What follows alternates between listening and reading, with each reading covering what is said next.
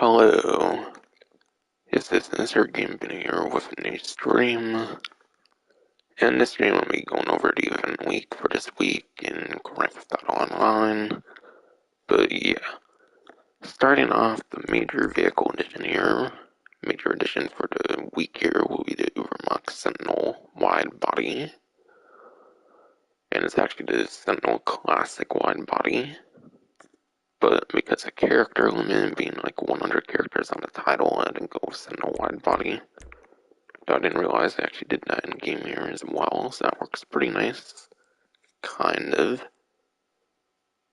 So that's the vehicle edition. I'll be customizing it and all that later on. I'll speak a bit more about it in a bit. But yeah, heist challenge here. But yeah, there's a new heist challenge kind of thing that they kind of revealed here. They want players to hit a total of $2 trillion, unlock a special reward coming later this year. But yeah, I think the amount from what I've heard was like significantly less than the previous time they did like the heist challenge. And because it was like blown way out of proportion or something, they want to challenge people some more here. So 2 trillion is the goal this time around. And yeah, pretty sure developers like Rockstar and whatnot, they like look into like their code and stuff like that, whatever they do, and they could probably see like the numbers and stuff that people can like pull off and whatnot. So I feel stuff like this is always pretty rigged. Like you're pretty much always gonna like the communities in these pretty active games are pretty much always gonna manage these kind of challenges. I don't see like any way that it would be failed or anything.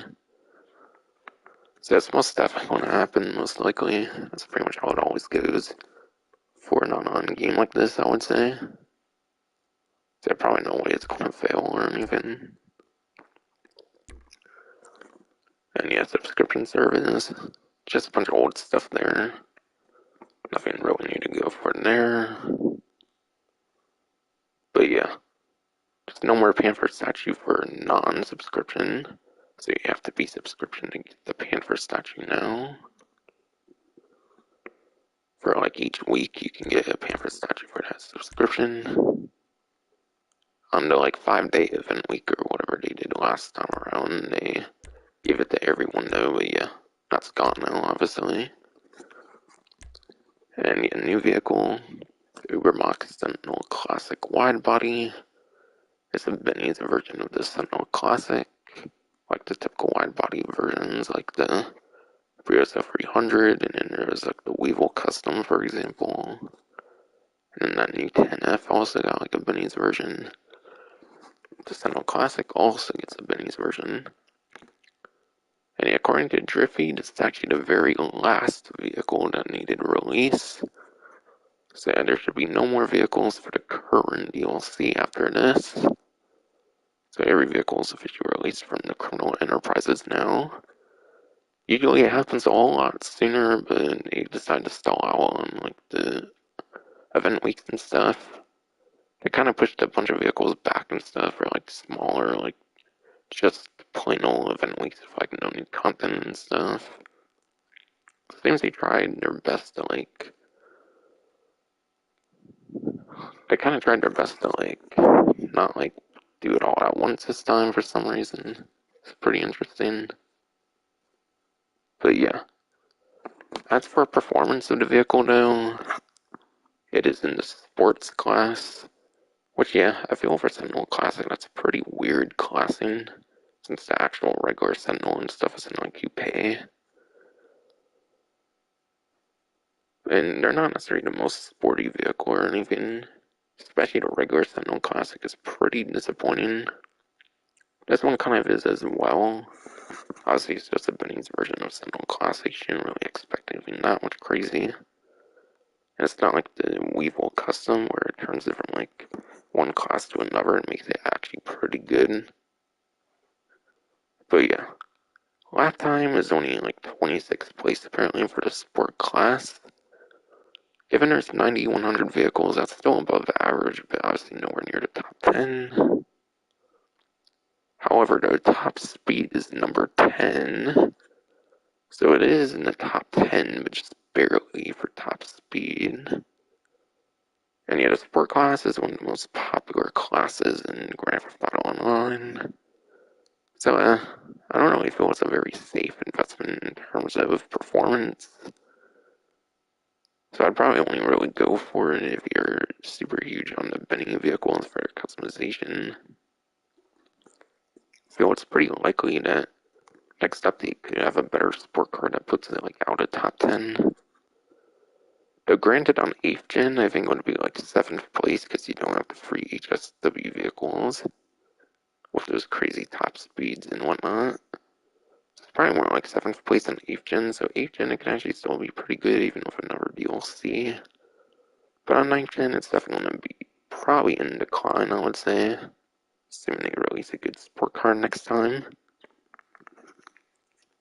Which feels pretty likely, being one of the more popular classes. And yeah, credit to the performances go to Bruffy1322. That's a YouTuber. But yeah, score big in all new heist challenge here. You have to take part in any heist finale through November 30th to bag your part towards the community goal. And yeah, I think the event ends on November 30th or like December 1st or something, so basically till the end of the event. Personally, I think I'm doing this stream on the 27th here. And that is because... And yeah, I think that is because, yeah, obviously there was Thanksgiving. Also, there was a death in my family and stuff, so that kind of pushed things even further. Thanksgiving already makes things busy enough. Having a death in the family makes it even busier, unfortunately. Alright, yeah, 27th is when I'm doing this stream here. But yeah. And since the last event was a shorter event, this one's actually a longer event. It started on like the 22nd, so I think it's like a 9-day event week compared to like the typical 7.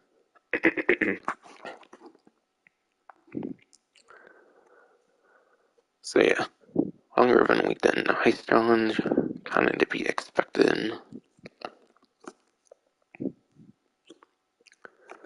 And the heist on 2 times money RP this time, being pretty much the only heist they did not touch. Being pretty much the only heist they did not touch until now. It's 2 times money RP on the Pacific Standard job, which is the final of the 5 original 2015 heists. So yes, you do need 4 players for the heist and its setups and everything. But I feel Pacific Standard is actually one of the better regular heists, personally. There's quite the strategies that you can do on that heist, where you can have like little to no money loss, which is quite nice.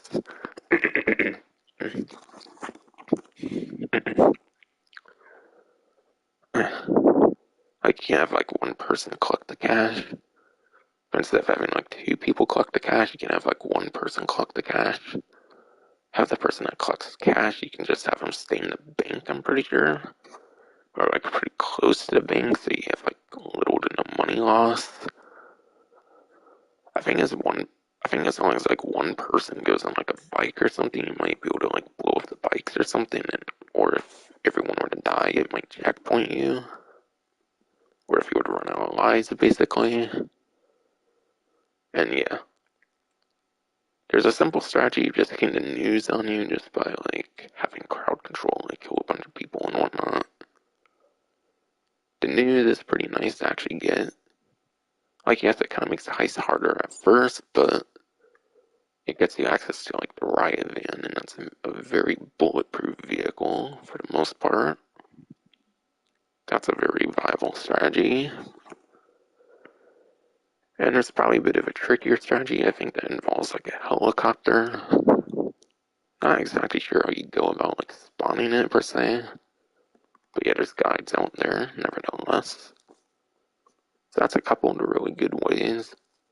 So because there's quite the good ways of doing the heist, I feel it's definitely very very worthwhile to go for.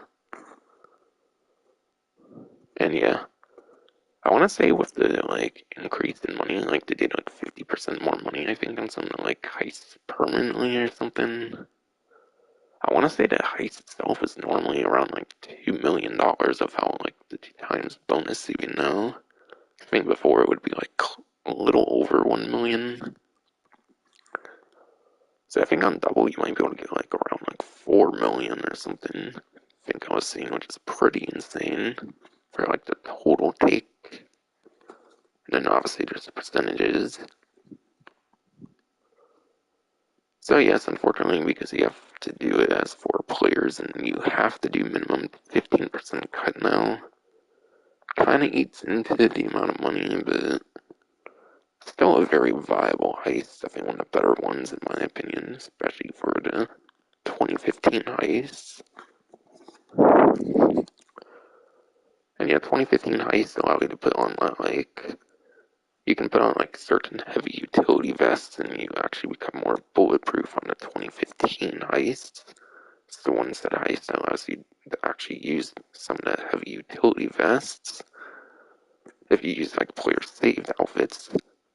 And yeah, Specific Standard is one of the like heist finales that actually allows you to use those heavy utility vests and allows you to actually set player saved outfits.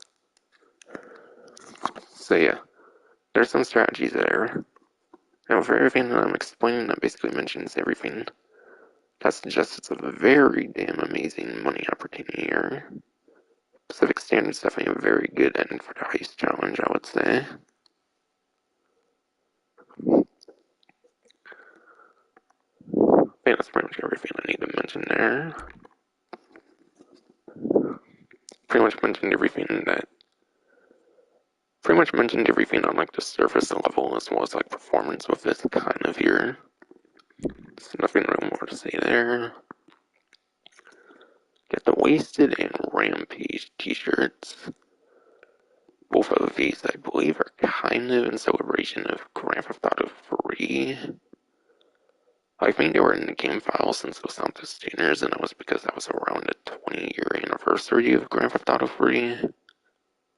But in terms of their actual release, they're releasing it around Grand Theft Auto's 25-year history for the series and franchise and everything. But yeah, I think newer games get rid of like the exclamation. I think the exclamation mark is no longer on like the wasted on like newer GTA games. So yeah, the wasted is actually in style of Grand Theft Auto 3 because I believe when you die in that one there is an exclamation point with wasted. And you had a rampage. That's the Grand Theft Auto 3 rampage icon as well. So both are very themed off of Grand Theft Auto 3 this time. So yeah, it's probably been like a year to year and a half. And they probably just now released them. And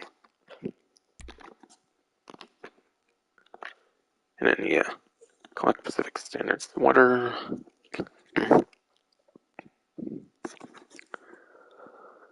Basically, you just have to complete the finale, it looks like, to get the sweater. Pretty easy one there. And yeah, off stream I already did Pacific Standard. It was the last of the heist I needed to do. And assuming you can join other people's heist for the 2 million, I should be getting that not too long from now.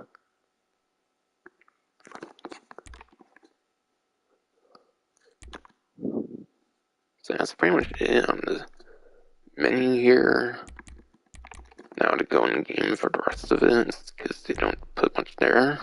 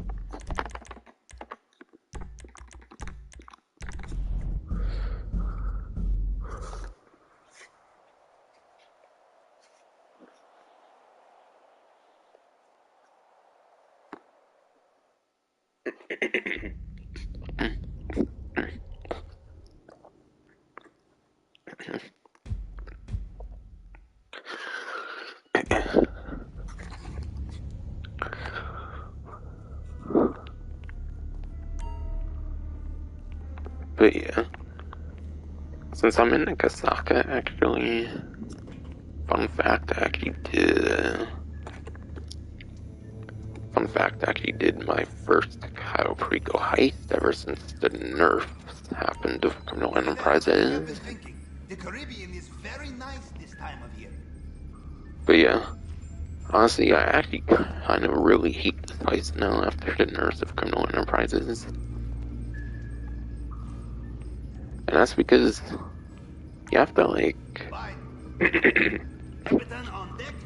I feel the way they should have went about it is they should let you do your hard mode in 10 minutes, but just make you wait, like, a couple hours after or whatever, if that makes any sense. But yeah, I did my first post-nerf Kaopriko when they did that Panther statue for that one event week. And yeah, I kinda hate this heist now. They actually expect you to stay on the game for like 2 or 3 fucking hours to do a hard mode heist now. It's ridiculous. Or obviously you gotta wait like 2.5 to like 3 hours to get off the game and then get on the game again for like 2.5-3 hours. And then you have that 48 minutes for the hard mode. It's so fucking dumb in my opinion. They let you fucking buy the heist, do on hard mode in the first like 48 minutes like you used to do. Well, you buy the heist, but then you get the cooldown. It's really dumb that you have to deal with the cooldown, then you can do your hard mode. It's such a very particular fucking window. It's so actually stupid in my opinion now. So I don't think I'm doing Kaopriko heists again, unless they change that.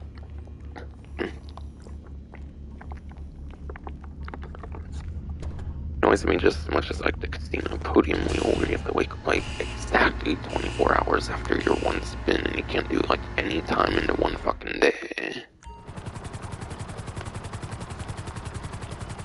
But yeah, just the stupidity of that definitely reminds me of fucking, again, the like spinning the podium, like the wheel, the lucky wheel at the Down Casino Resort. I fucking hate how you have to like wait exactly 24 hours after your spin. It doesn't just reset when like daily objectives reset or something. And you have like 24 hours after that, or you get like, or you can basically do it any time in one fucking day. I don't know, I feel some of your like ways of going about like the timing you can do things is just really obnoxious, to be honest. That's my post-nerf thoughts on Kaopriko heist kinda now. So I'll probably never be doing hard mode Kaopriko heist again. I guess normal is my new meta now. Probably just do business shit for my money now.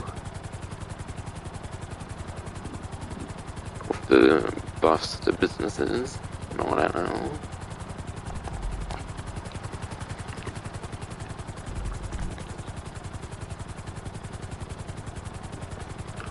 But yeah, regular time trial for the week is up in Adam. Starts at like up in Adam at like the Procopio like truck, at like the Procopio like truck stop, whatever.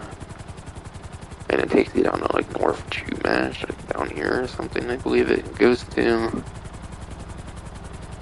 goes on like highway and stuff, so especially on 9th gen with those HSW vehicles with crazy top speed, that should be pretty easy. But yeah, on 9th gen, I obviously recommend the HSW Hottail Drag, or any of the free like HSW supercars for the 9th gen version.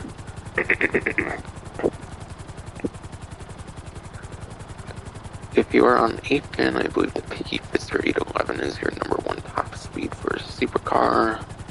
And I think it's the regular Devastate 8 for 8th gen for like 2nd place top speed, and then like Banshee 900R for like 3rd place top speed on 8th gen.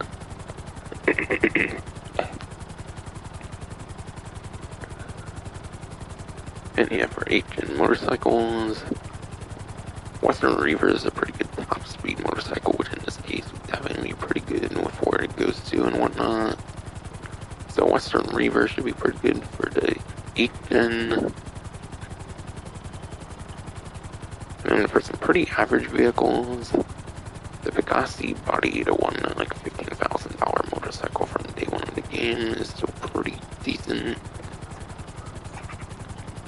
I would say the regular Hostile Drag can be pretty alright, and then like the Nox Extra Taro and stuff can definitely be pretty nice for the time trials in the game.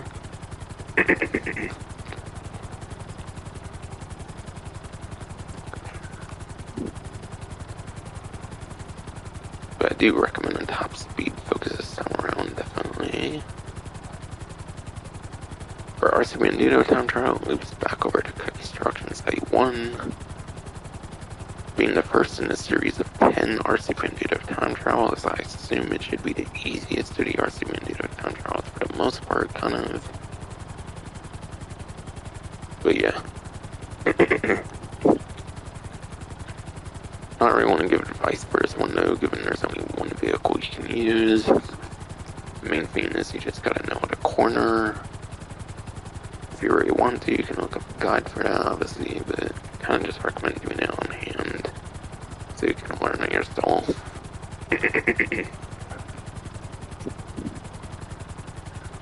Do not feel it really all that worth doing, given it's only one vehicle you can do and everything.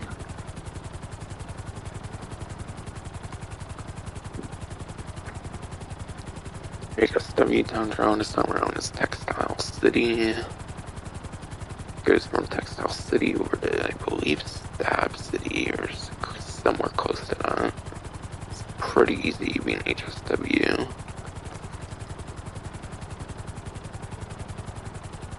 But yeah, I already mentioned pretty good HSW vehicles you can use. If you want like the best like top speeds that with the new Vigor ZX and then also the new Sterling GT HSWs, I think are the better couple options for general top speed. Not in terms of like classing or anything. So basically you can use any of the newest like Criminal Enterprise DLC HSW vehicles, and those will tend to have the better top speeds.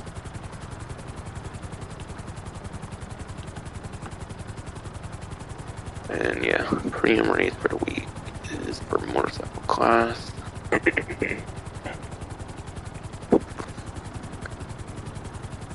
Fortunately, it does not show like what the like courses or anything on the map screen here.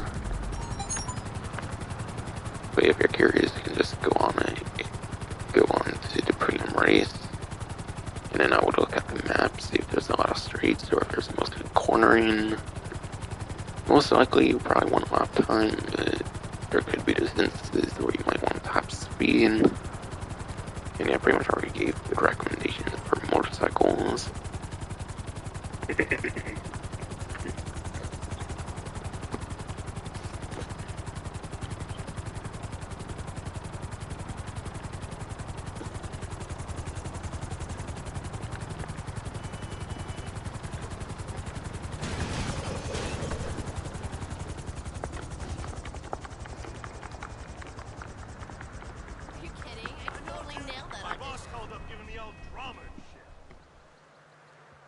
Well, fuck them.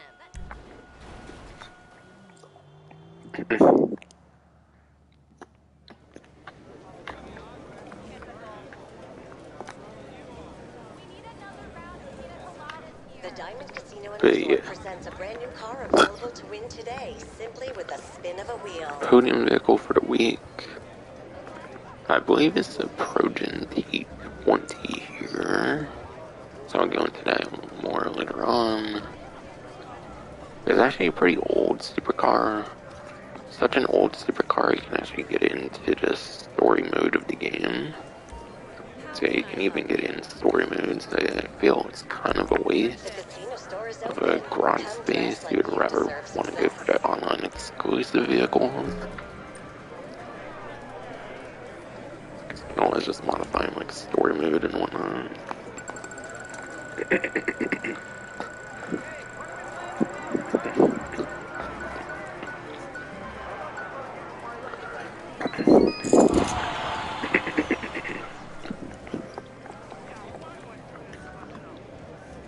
$10,000 chips.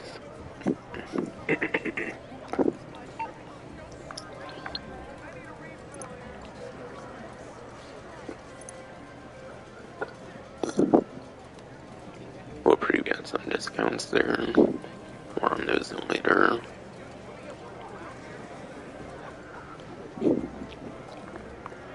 But yeah, Progen D20, part of the Golgotten Games Update Part 2, $2,200,000.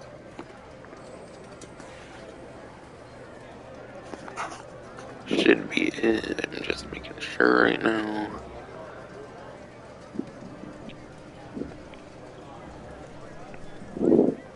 Alright, yeah, that's the D20. And then I'll have a look at the performance on Buffy 152 Super G.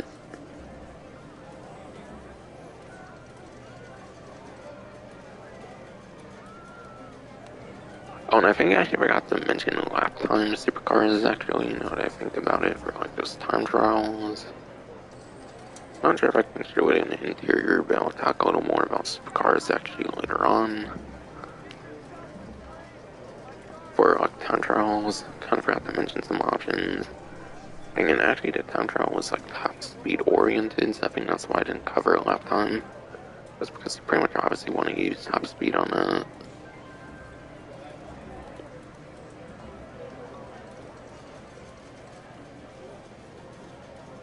But yeah, on the spreadsheet here, just gotta get to it here.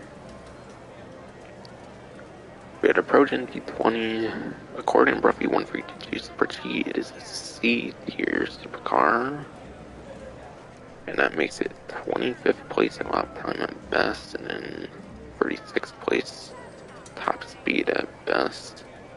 So yeah, 25th lap time, 36th top speed according to Buffy 152 spreadsheet. And that says if contract, it might be slightly worse with Colonel Enterprises. By like maybe one spot at most, I would say.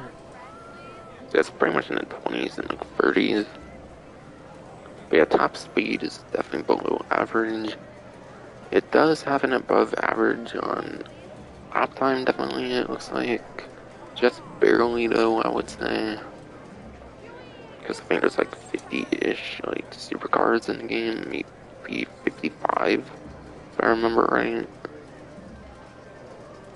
So yeah. And again, Ill-Gotten Games Part 2, I think, was the last update that got like vehicles put into the story mode. So technically you can get this vehicle in the story mode. So if that already didn't make it worth it, it's able to be obtained in story mode, so again, that's technically a waste of garage space. There's so many exclusive online only vehicles in these newer DLCs. I don't feel it's worth investing into something that old per se.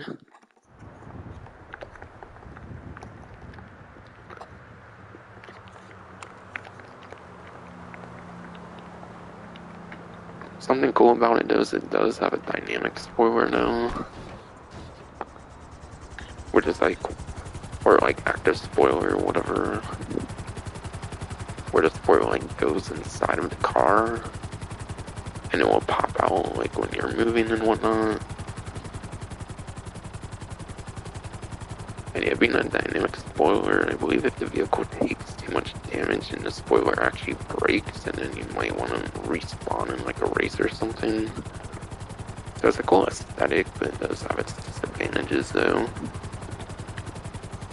It's not a newer DLC vehicle where you have like an active and a like static spoiler, for example.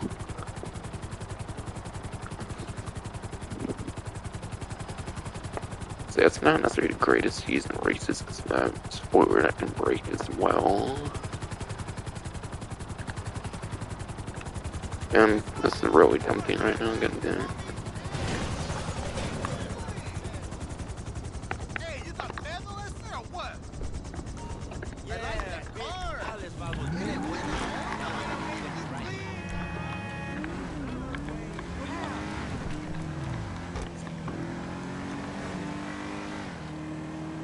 They really roped me in there somehow.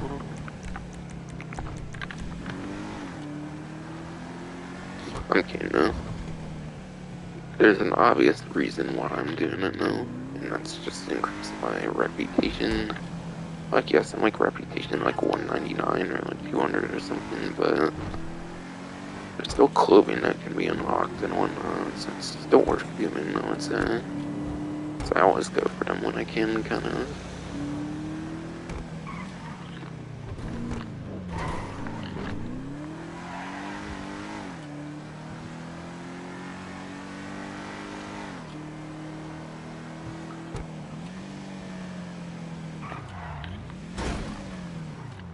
Oh, fucked up the vehicle at the end, apparently. Okay, I think I just did 200, that's cool. 200 is a pretty fun milestone.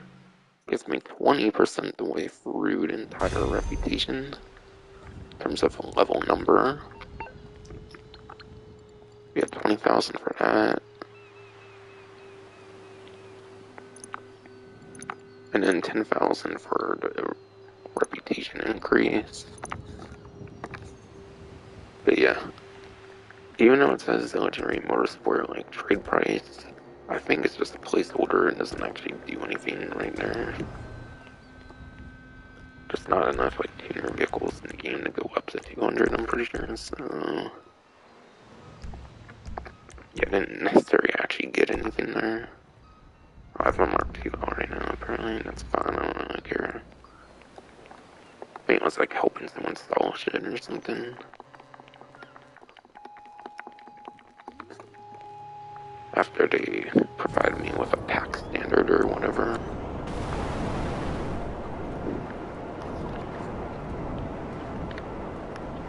So that's why I have it out right now.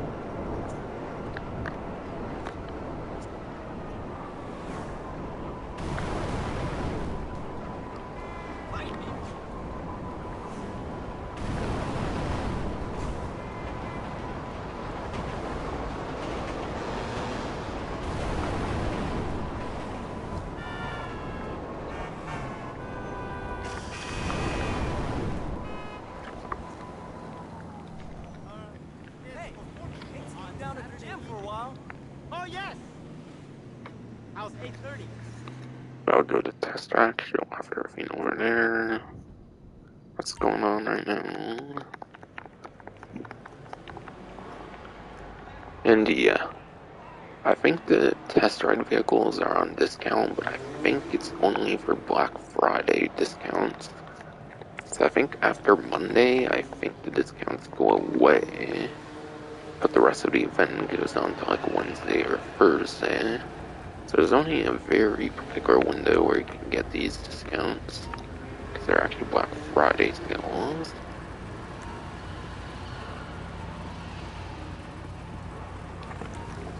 And it looks to be the benefactor LM87. MP car hood, what the fuck? What?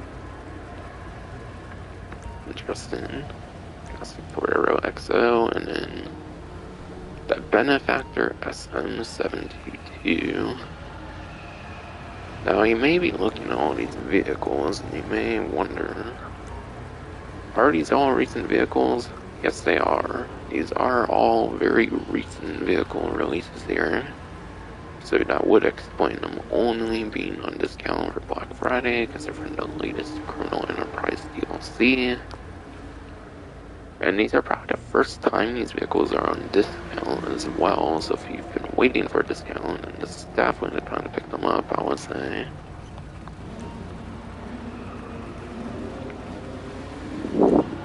So yeah, LM87 here, for example, 1,749,000 on Black Friday sale. 1,734,000 for Toro XO on Black Friday sale. And then 1,269,000 for Black Friday sale on the 72. But yeah, the LM87 and the Toro XO, those are vehicles from day one of the Criminal Enterprises DLC. And I think this one was actually the first drip feed vehicle from the first, like, event week, like after the initial DLC dropped for Criminal Enterprise. So there's some of the earlier Criminal Enterprise vehicles. Doesn't not necessarily mean they're bad though, per se. And yeah, since they're part of the latest update, I don't have performance unfortunately to go for on the spreadsheet, so I'm kind of just going to give estimations for how good they are. It's been a while since I watched each of the videos on this one. But yeah, Benefactor LM87 is actually a pretty good new supercar. It can kind of compete for lap time with the Benefactor Krieger and the Trojan Emrys. I'm pretty sure for lap time it's kind of within the like top 3 on 8th gen, where you do not have the access to those HS3 vehicles. Otherwise, for 9th gen, it's probably still within like top 10 at worst, I would say, for lap time. So the LM87 should be a very good investment. Carrera XO, on the other hand, it's not as good of a supercar as the LM87. Therefore, I probably would not pick this one up unless you want to own all the vehicles from the latest DLC. Or something like that. And then the SM722. I want to say the 10F Widebody, I think, is the best sport. I think the 10F Widebody is the best sport car from the latest Criminal Enterprise DLC. That was the vehicle that released basically before the new Ubermax Sentinel Classic Widebody. So yeah, this one kind of basically got outclassed as far as I remember from newer sport cars from Criminal Enterprise. So might not be the most worthwhile pickup either. So I definitely think the best pickup here will be the Benefactor LM87. So if I recommend just one, it will be this one.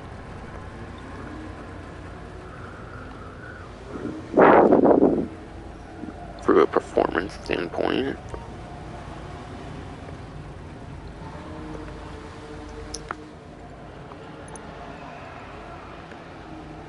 And again, these are all right here.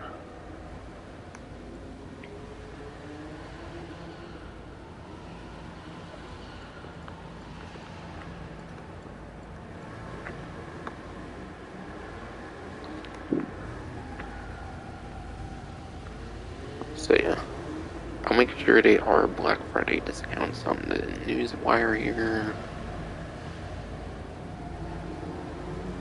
Alright.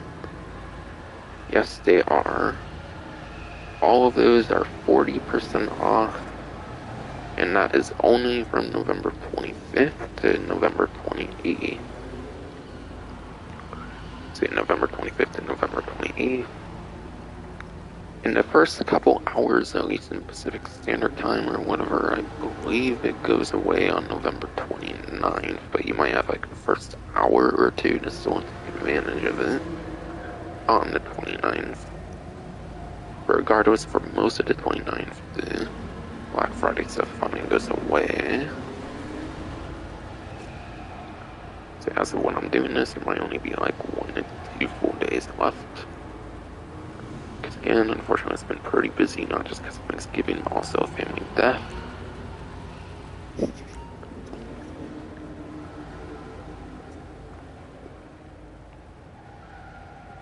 But definitely the LM87 for my one choice there, I would say. And yeah. Prize ride for the week this time around is the Vicer Neo.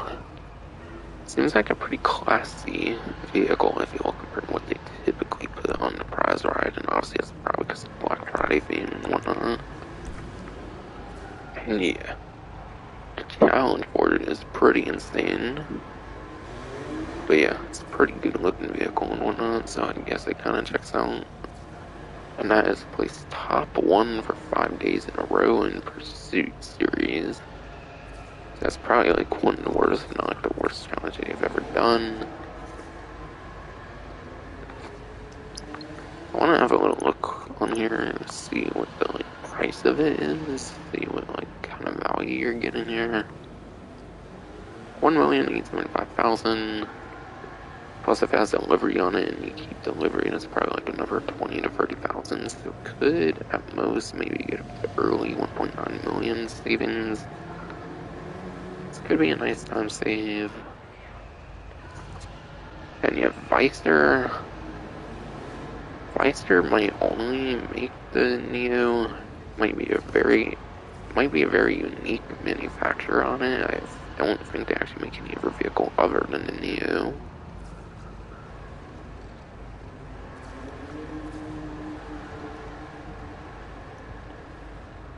And yeah, I'm pretty sure that's a sport car. Alright, yes. And according to Roughly 142 spreadsheet, the Neo was at S tier at best for a sport class era. And at best, that makes it 6th place lap time, and then 10th place top speed. So, I would definitely say on 8th gen, it's definitely in a very good position. 9th gen, it's kind of declining in terms of top speed. Assuming no sport car from the latest DLC dethroned it or anything. But yeah. Regardless of platform, it definitely looks like the lap time is pretty good, and lap time is what you gotta worry about for the most part anyways. So if you're willing to do the challenge, it's definitely able to still be pretty alright to decent. Again, I was like top 1 Pursuit Series 5 days in a row.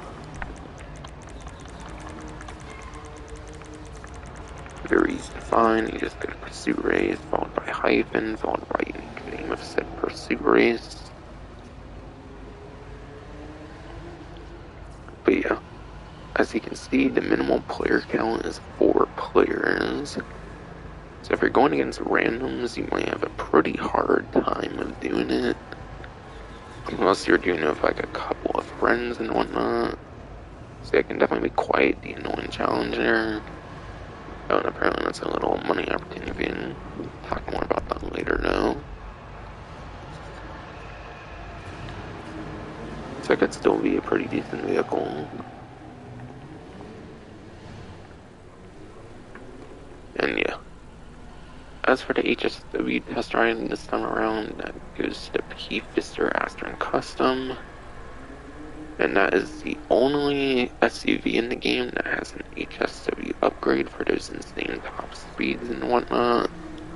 So being the only HSW SUV, obviously there's no reason to suggest not to purchase it. It's a very good purchase, being the only SUV HSW.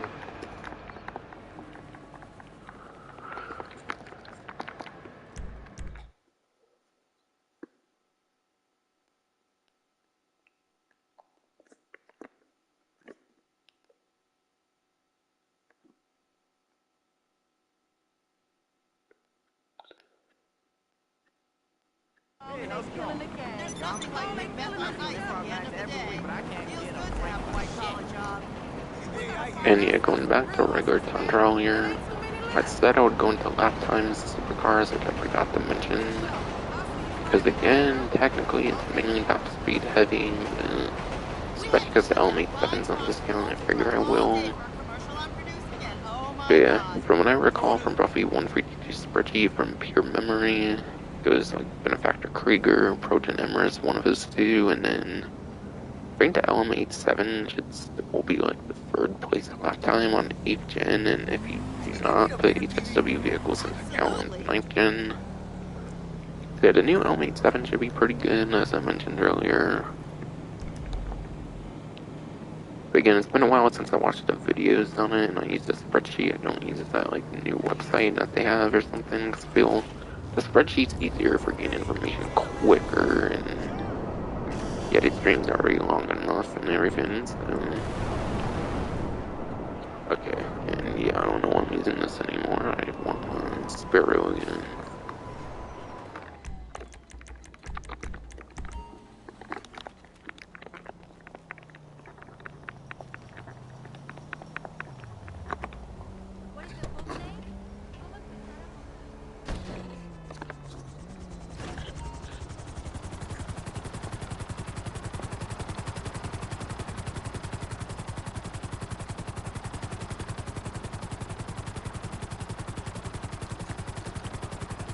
But yeah, now I'll go over luxury autos.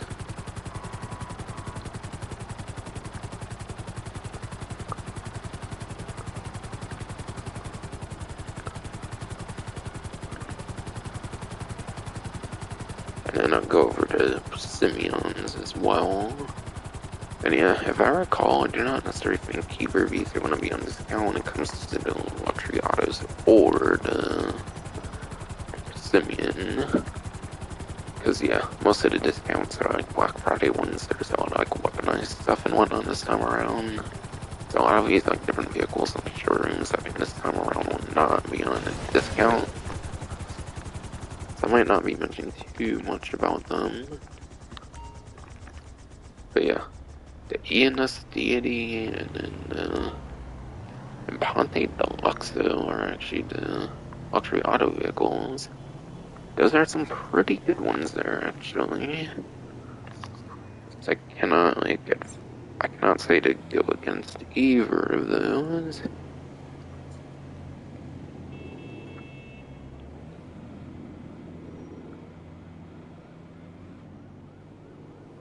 I'm trying to see if they're actually on discount or not.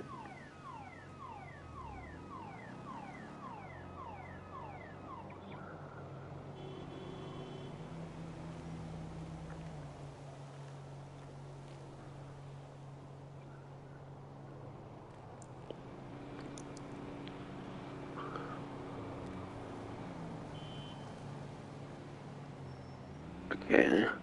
Deluxo's on a 50% off for Black Friday. Yeah, 50% off Deluxo for 25th to 28th Black Friday sale.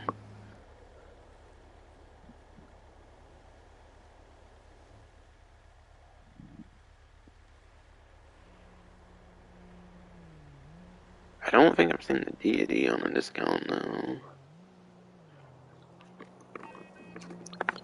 That's easy though, you don't have to do any filter, it's already unfeatured. Alright, yeah, Deity will be full price. But Deluxo is on a 50% off, it looks like, for Black Friday.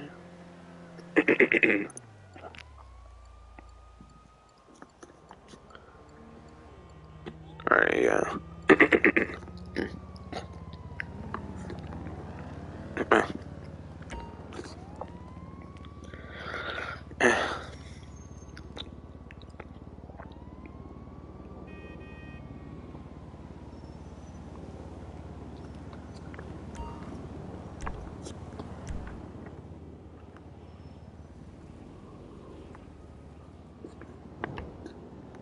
But yeah, Anastasia has some kind of livery on it. Deluxe, on the other hand, I don't actually think that has any liveries. I don't think they could have put one on it, really. But yeah, starting off with the Eunice Deity, even though it's not on a discount, it is a pretty good vehicle, and that's because it's actually an Amani-Tech vehicle, which means you can do like the missile lock-on jammer, or like the remote control unit on it. But yeah, when you first buy it, it's a slightly armored sedan that starts with bullet-resistant glass. And yeah, you can modify it with like armor plating, which I think doubles up on the armor. I think if you don't put armor plating, it does have a little bit of armor. Again, comes stock with bullet-resistant glass. You can put silic mines on it because it's an Amani-Tech vehicle, and that's something you can do with them. You can add machine guns to the front of it. Again, being Amani-Tech. And yeah, again, either choice is a lock-on jammer or remote control unit.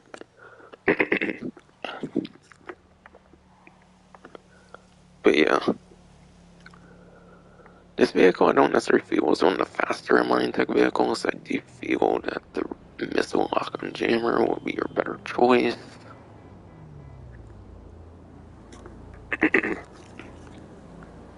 And yeah, something interesting about this Amani-Tech vehicle compared to the other Amani-Tech vehicles apparently has to do with its weight. But yeah, the weight of this mining tech vehicle is actually heavier than pretty much all of the other mining tech vehicles. So if you're getting hit by like explosives and stuff like that, you shouldn't be bounced around too much. That's kind of the advantage of the deity. So if you're getting hit by like a laser, if you're getting hit by like a laser cannon or something, it should not be as annoying to deal with compared to other mining tech vehicles. And that's pretty much for any explosive in general. So yeah, its weight is actually pretty heavy compared to other mining tech vehicles. That's the huge advantage. And yeah, the Impante Deluxo on a trade price that will be $1,775,000 for a Black Friday sale here. And yeah, Deluxo for weaponry has access to machine guns. Nothing really that impressive, it's just your like typical machine guns. DD might have better machine guns. In terms of strength, the DD could have slightly better machine guns. Or again, it could be like around the same, they're just regular machine guns and not that impressive in any sense. And then you get like 30 homing missiles on it as well. And it pretty much has access to the best homing missiles in the entire game. So it has like the best tracking missiles in the entire game, is 30 of them.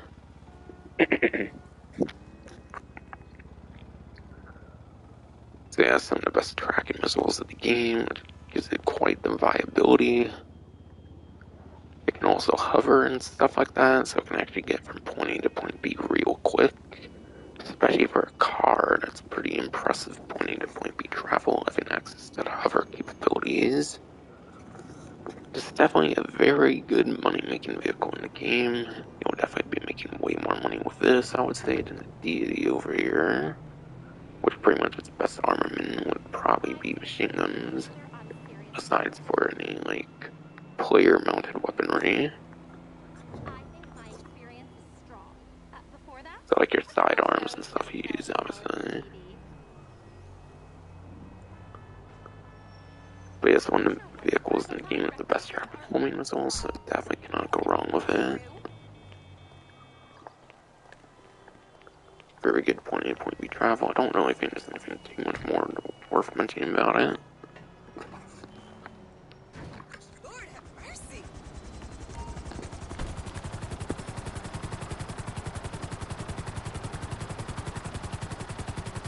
And yeah, it can be kind of pretty good at dodging homing missiles as well if you're good with like the flight capabilities, because obviously you can like deactivate the flight capabilities in like midair and stuff, so that kind of allows for dodging missiles and stuff too, which is nice on the Deluxe though.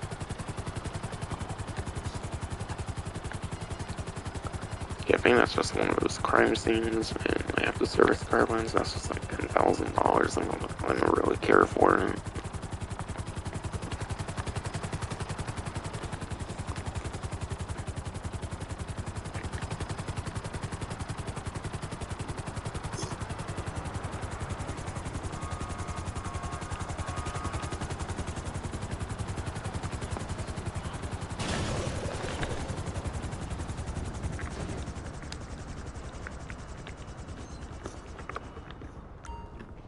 Okay.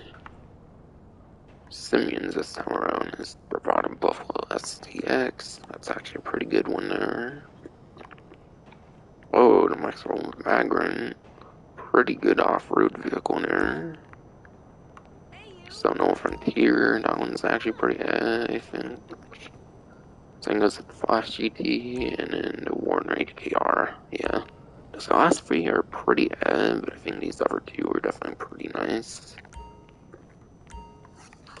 And yeah, I don't think I'll mention them too much unless they're on discount, aside for this one possibly, as I'll go into later.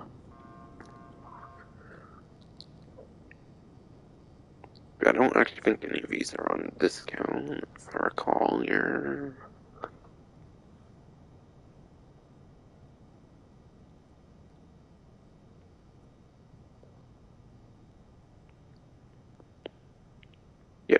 mining tech vehicles on discount, but I think it's only the Colonel Enterprise DLC ones though. So yeah, that pretty much puts Buffalo STX out of discount territory.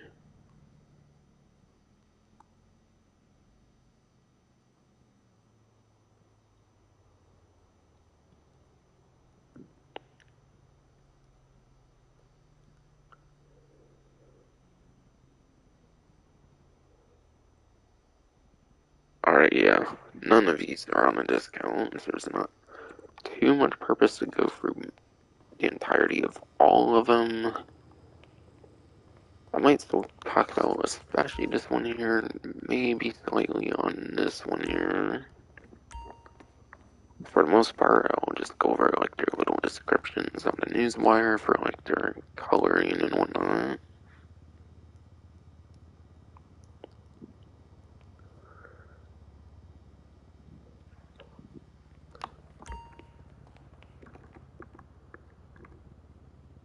I did a test drive on this one here while I talk about it, but yeah. Auto Buffalo STX.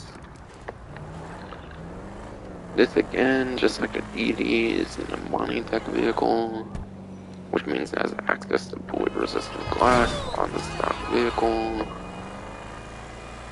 So even without upgrades or anything, it has bullet resistant glass, which can take like 16 pistol rounds, I think also like 16 like assault rifle rounds and stuff. It's not super impressive bullet resistance or anything, but it's still better than 95% of vehicles in the game, so obviously that's a plus. And yeah, again, it pretty much has all your typical money tech upgrades: the machine guns, silic mines, the armor plating, which basically doubles up the armor, so it does have a little bit of armor stock.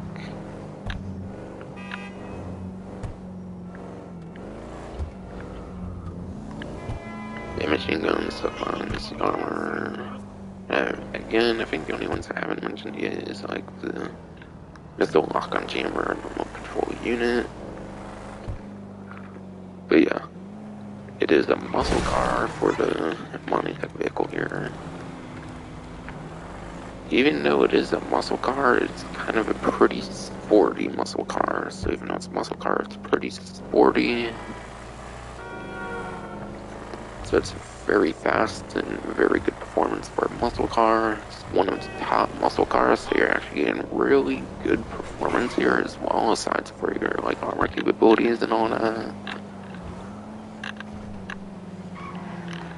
And yeah, being a muscle car, you can wheelie with it as well.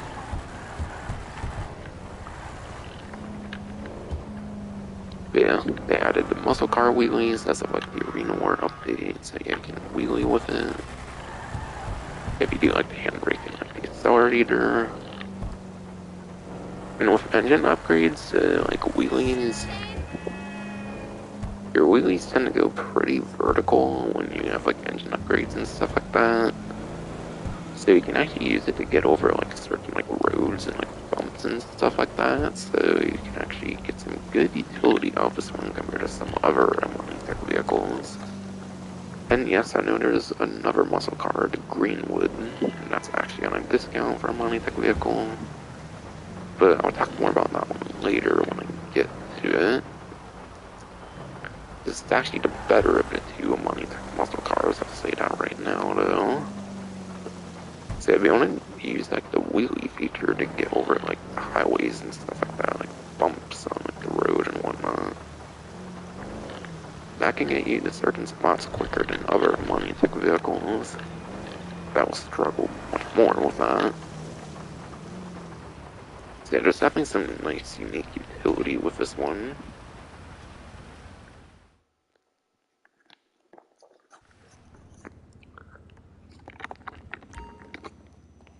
And yeah, that is a metallic ice white Bravado Buffalo STX. I assume it's metallic ice white to go with like Franklin's color on like his Buffalo S from like the story mode, and it might also be like If he does have Buffalo SVX, and that might be the color for like Franklin's or something online. So yeah, it's probably simple ice white with no livery and stuff for a reason.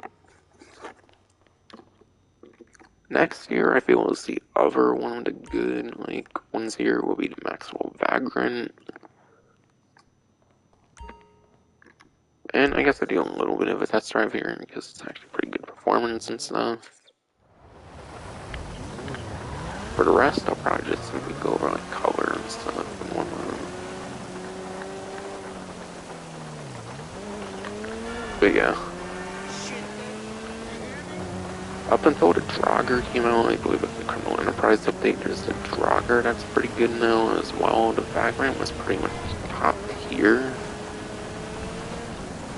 Draugr, I think, might be the new #1 for lap time or top speed, one of the two. Can't remember exactly which one, and again, it's not on the spreadsheet, because my spreadsheet I use it as a contract update.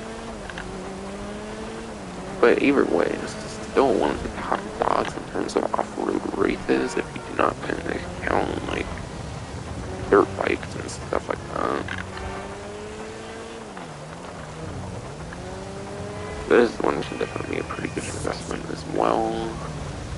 But because none of them are on discount, it's hard to recommend it, I would say.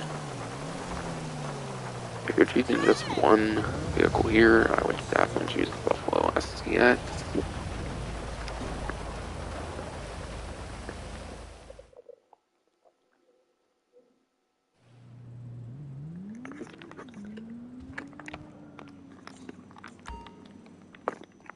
Goddamn, I'm having holistic drift for some reason. But yeah. The Maxwell Vagrant is in a yellow, wrapped in the Nature Reserve livery. Guinness Sentinel Frontier here is in metallic dark green. But yeah. I want to say this one's either off-road class or SUV class, but either way, I do not recall it being very good performance. And I'm not going to go over much more of it because there's not much point. It's not on a discount. It's a metallic dark green livery. It's a pretty simple build there. Vapid Flash GT is a metallic red with a classic flags of stripes livery. And yeah, Fast GT is one of those rally style sport cars which tend not to be that great in the sport class. More of your proper sport cars tend to be the better sport cars than these rally kind of ones typically.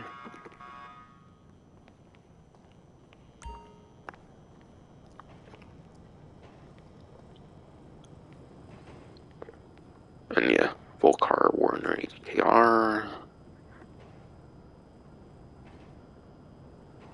That is in a classic black. Again, with no livery, even though it does have liveries. Something worth mentioning about the Warner HKR though is it is a tuner vehicle, which means you can use it in those robbery contracts, just street races, and pursuit races, and you've got tuner particular content. But it's pretty much the worst tuner subclass vehicle in the entire game. It's pretty much the bottom tier ones. I do not really recommend it. The only reason I recommend this one for a tuner is because of its unique classing being a sedan. It's one of two sedan tuner vehicles in addition to the Tailgater F. If you want a sedan tuner in the game, definitely go to Tailgater S because it's 4-door. I think it's the one 4-door tuner in the entire game for that tuner subclass. But yeah, I would only really get it for unique classing on this one. It's kind of the third one I felt the most worth going through, but it's not that good compared to the first two here. So I think that's going to do it for the breakdown this time around. Not much to cover this time since they're not really on discounts. They're not worth talking about as long.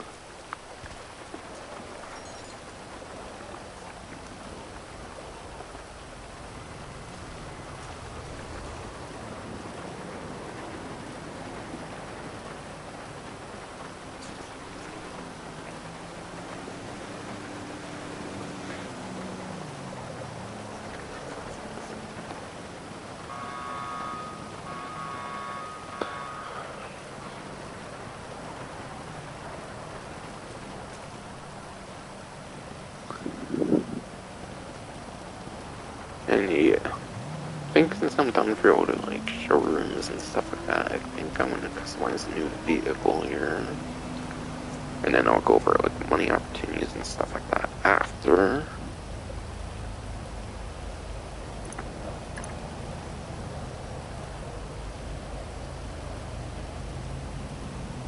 But yeah. Trying to find a new vehicle here, like its previous website. I forget if it's 2-door or 4-door. Maybe it's 4-door.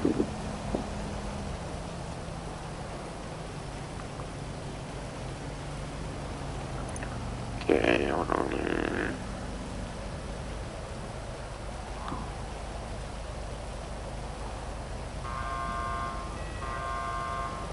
I think it's from London, like... Oh wait, no, it's from Doomsday Heist. Yeah, Doomsday Heist, yeah, here it is. I just didn't go far down enough. We had Uber Mach Sentinel Classic here, or Doomsday Heist. It is anywhere from $650,000 to $487,500 for the standard price for the regular Sentinel Classic. And yeah, for the trade price, you gotta complete Casino Heist Finale as a leader with the vehicle selected to unlock the trade price. So as it says, you do not have to use it in the Casino Heist, nor do I recommend it. Casino Heist is better to just take a like police car or something and get out of the casino. Not really worth using it as a getaway vehicle anyways, so thankfully you just have to select it. So if you want to select as a getaway vehicle to get that trade price, definitely highly recommend it.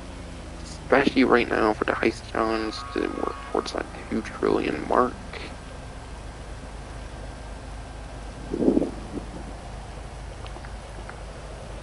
So you can buy on San Andreas, which is the initial website that had it. Which yeah, is the initial website that has it. And yeah, notice that's before the Weevil and the 10F. So they skipped the Sentinel Classic Widebody like 2 times. They did the Weevil for Halloween, the Weevil Custom for Halloween, and then they did the 10F Widebody after. So now they finally got that final drippy vehicle, the Uber Mach Sentinel Classic Widebody.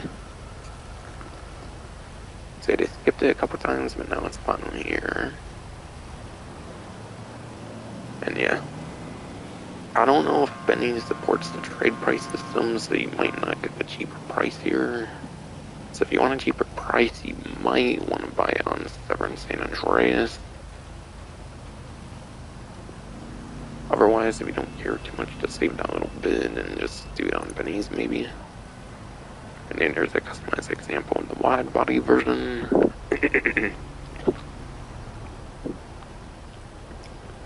Price for that later on.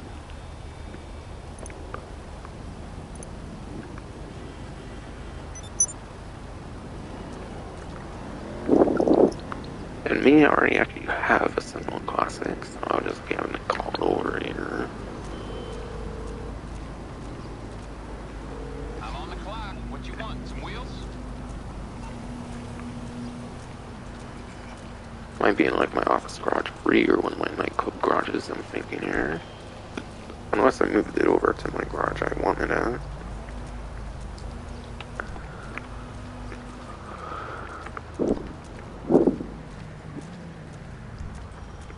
Alright, now, looks like I still have it in the nightclub. It's on the way. I'll get back to it then. But yeah. For me, I think I got it as like a free vehicle through Prime Gaming one time. So one time while I had Prime Gaming, I got it as a free vehicle. I think they did a free Sentinel Classic one time, Prime Gaming. Therefore, that's how I obtained it for free. Not possible anymore. That was like one little promotion thing in Prime Gaming one time. But yeah. A couple weeks ago, I think they offered a very unique build for it at like Simeon's. It was on Simeon's a couple weeks ago. in like a harbor blue build of some kind. I think it was at Simeon, so if you wanted a very particular build, it was probably worth picking up there. As long as you knew about the vehicle beforehand, that was coming out. Though personally, I do feel black's a pretty fun choice in the Sentinel Classic. With a build I may be going for later on, depends on like certain wide body stuff.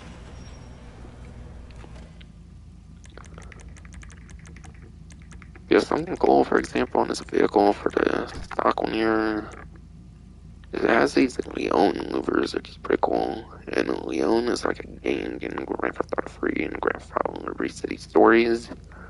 Probably other 3D Universe games as well, obviously, like San Andreas, with Leon's in San Andreas as well. As I've shown in Grand Theft Auto San Andreas, the Definitive Edition walkthrough. So it has some pretty cool references that I hope are still in the wide body. I'd be very disappointed if these Leon louvers and stuff went away on the wide body. So I'm hoping you can still do this pretty cool builds. I want to quickly go through these as well for comparison's sakes. Try to remember some of these amounts. I'm not going to go through them real crazy, obviously, because this is not a new vehicle here, and the upgrade is not this one though.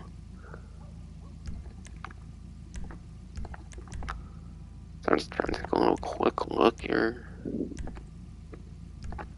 Get an idea of how many options in each category there is. Then I saw a lot of hoods for a non-upgraded one yet.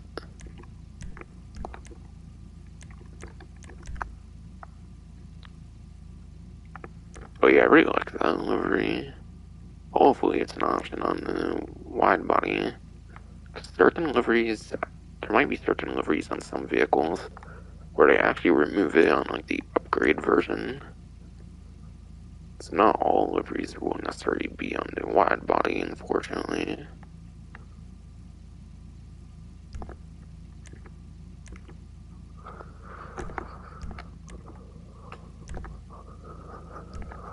Alright, primary, secondary. Alright.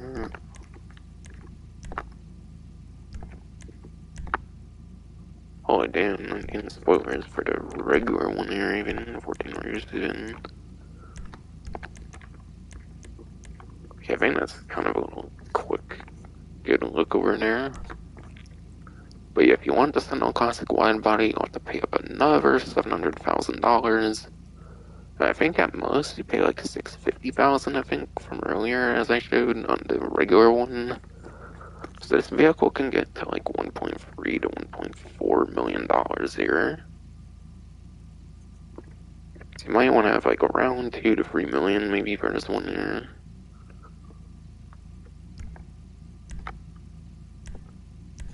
Yeah, there's the upgrade there. Oh, I didn't actually look at how much like different categories it had. I forgot the number. It might have been like 23 or something. Maybe it was like 23. So maybe there's a few unique options here that the other one did not have. Yeah, I forgot to think of the number on the top right corner there on the categories there.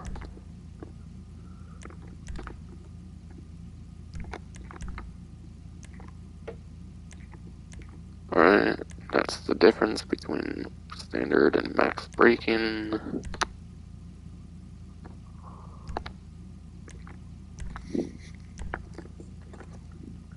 Front bumpers, that's 16. There's definitely at least a couple. Actually, I think there was less than 10, if I remember right. So there might be like a good feed of several more here. Yeah, stock front here. Racer secondary carbon racer. So free of that one there. Free drift bumpers. Secondary carbon. At least free attack bumpers. With secondary and carbon options. STD bumper, probably number 2 options. Yep. And there's street bumper, and then number 2 options.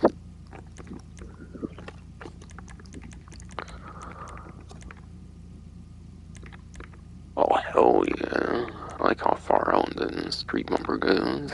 Definitely doing the carbon street bumper. All dressed up. Damn, 18 on a rear bumper. Feeling the regular, like Sentinel Classic, there's less rear bumpers and front bumpers, I feel. That roll may have reversed there. Banner stock with secondary carbon options. I do not think front bumper had like secondary carbon. I think the second front bumper was like a completely different one. So you can do a stock one in different options on rear at least. Tack bumper with secondary carbon. Racer. Secondary carbon. Street. Difficulty options there. Drift bumper. The other two there. And you drag bumper. Secondary carbon again.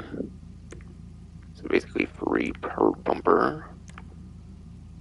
As per usual.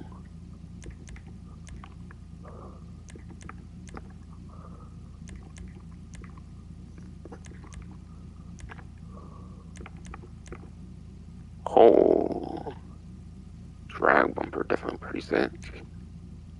So I'm definitely going my typical bottom option there. Tight. That's tight.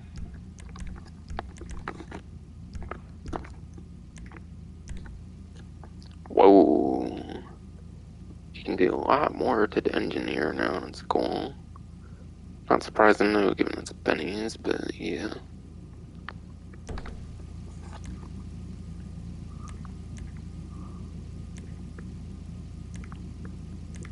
Okay, looks like your typical recent options. I think some of the newer ones also had skull and camo on it. So it lines up with your typical newer Benny vehicles in terms of the valve covers.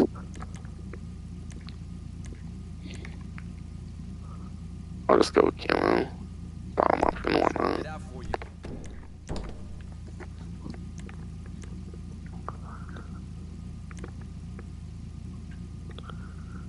Alright, engine covers. I don't know if I can actually usually do this one or not. Might be pretty unique here compared to your typical one here.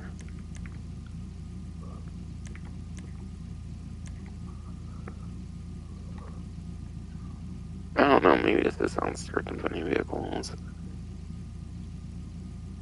Yeah, certain ones probably already had it, but it's not the most common thing per se.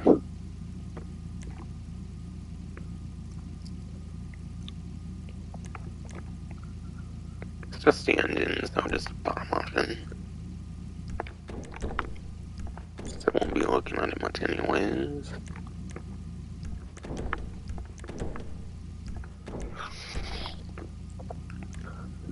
Strut race.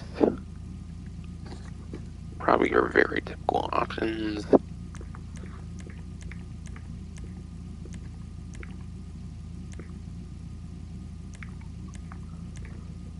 I don't feel any of these, like, I don't feel any stick out. Yeah, probably just your typical options. You're going to like that. Okay, intercoolers. One fans, water sprayer. And then a GT one. It's definitely some nice weakness on the bottom option, GT intercooler. She's going to turn some heads.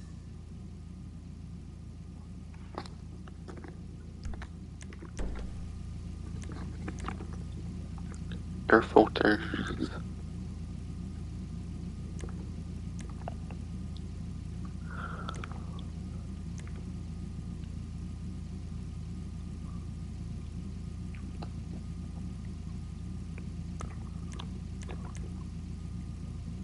This might be a slightly unique this might be a slightly unique modification.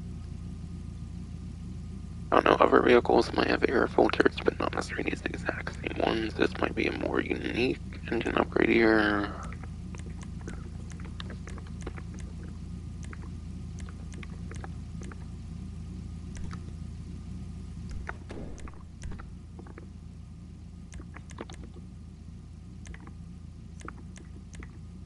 Okay, that's the difference between the minimal and maximum there.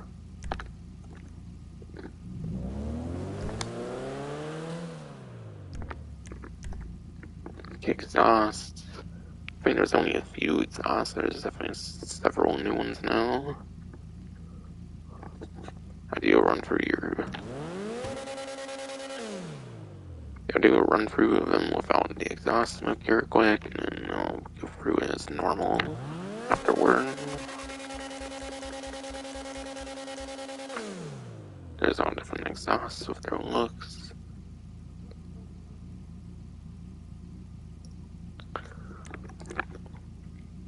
Okay, so signs for stock. There's 4 tipped exhausts, it looks like here. Chrome tipped, titanium, carbon, aluminum. Looks like 2 angled ones there. Regular and chrome. At least 3 slash ones, maybe 4, just my tipped here. Regular titanium, chrome.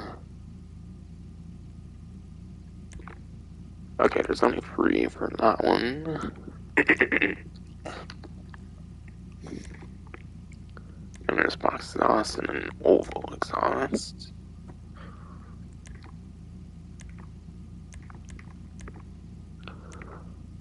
I kind of like how they angle up for angle here. Feel it looks pretty nice and sleek on there.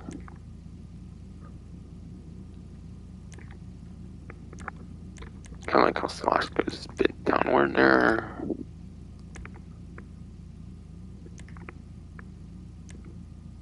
Doesn't really matter to me, so oval exhaust for me here.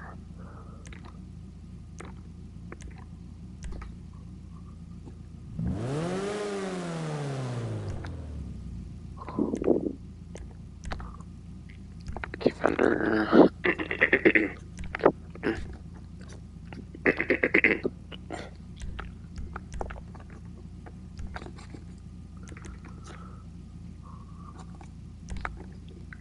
Fender, just 2 options, it looks like. I feel the regular vehicle and 2 fenders as well, so it looks like they didn't expand on fender whatsoever, I feel. But it's just a color option, basically. Here's secondary and then carbon as for stock. The primary, secondary, carbon. I did carbon fenders. I feel carbon was pretty good on the fenders. Like hood, for example.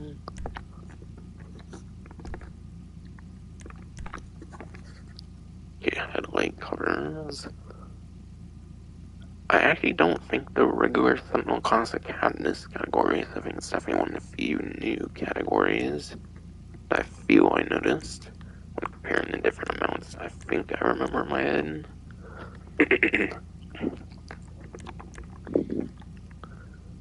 Lights, headlight tape, and then your typical few color on the headlight glass as well. So that'll be red, green, blue, yellow, iridescent. Typical like options that you see on like the tuners, for example, with like the Santos tuners update. I'll choose it later on when I figure color stuff out now. Grill. There might have been 12 grills on the regular one, I forget. We have stock grill. It's primary grill, so I assume this one might be secondary. We have primary in there as well. STD. racer ones here. Primary, secondary, and carbon. Split grill and Mark II there as well. Billet grill, T-grill, and there's secondary carbon there as well.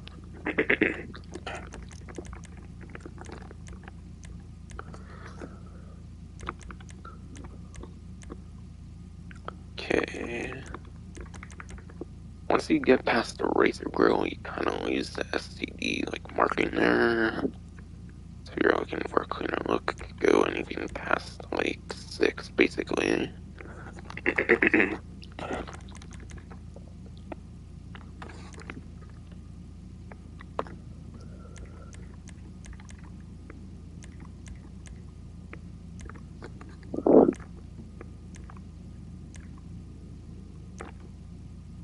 Hard to see that well in the regular one, but that one looks pretty nice on the GT for secondary. And then I'll get my carbon here. I'm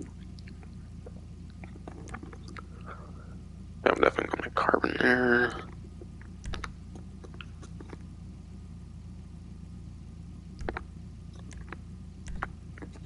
Alright, hood catches. I want to say I don't remember hood catches on the other one. So I don't think you can do hood catches on the regular Sentinel Classic. But yeah, whether I do the hood catches or not depends on like if there's a showroom hood or something where you can see inside of it without popping up the engine.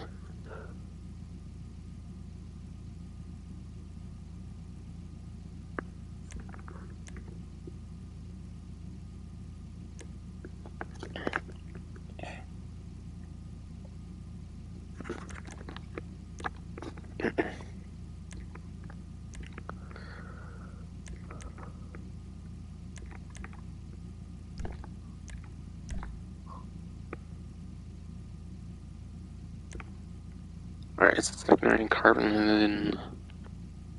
20 hoods this time.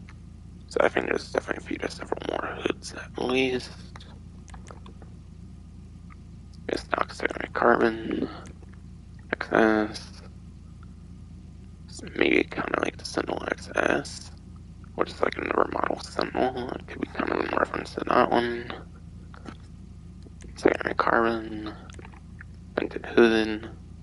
Secondary carbon. Scoop hood. Again, typical 2 options. STD hood. Secondary carbon. Ooh, cutout hood. Secondary carbon. If you don't want to see all the engine, only certain parts. And the other transparent, and then secondary transparent. Definitely want to see all that engine, so I'm going to secondary transparent. Which means I will go hood catches then. Maybe I'll consider it later on for color and stuff. With the build of the vehicle. So I gotta go back to headlight covers and hood catches then.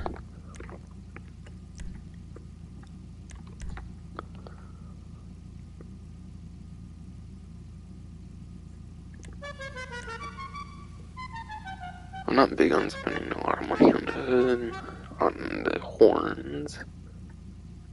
I'll go my classical horn loop too, why not? Got your horn. Liberty City loop could be pretty nice because it only owns louvers and stuff, but yeah.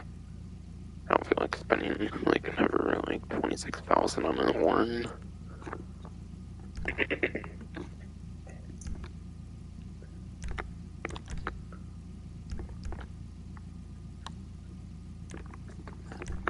Interior, dash, DAP interior. I feel like you don't really typically see a DAP on other vehicles. I could be wrong. It's only straight up to race stripped. I feel the other ones you definitely see on a lot of them though, but I'm not sure on the Adapt. Could be kind of a unique one there.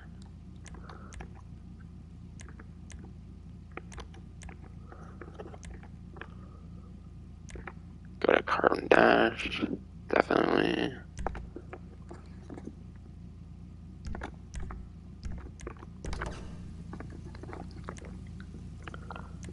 Weave, Carbon Vault. Pretty much all of these are just your typical like copy paste options here, nothing really significant here.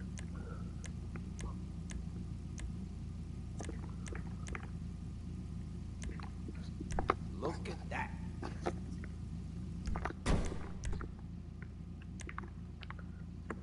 I assume these will basically just be your typical options here on the seats.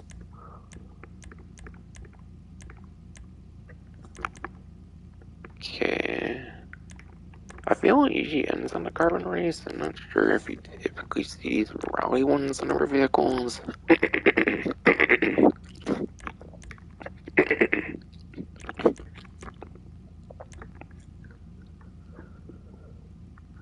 They might.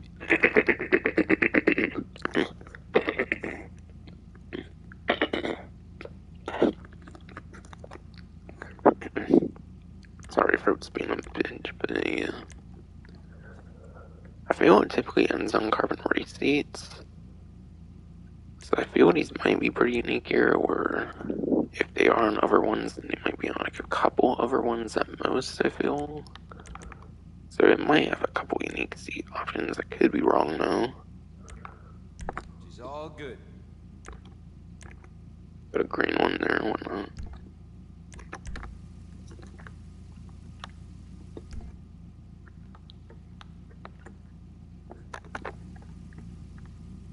So I don't really see the steering wheel in full detail, it looks like. See like turbo text on there? Ooh. There's actually a lot of livery support. Not livery. There's a lot of manufacturer support on the steering wheel, I like that.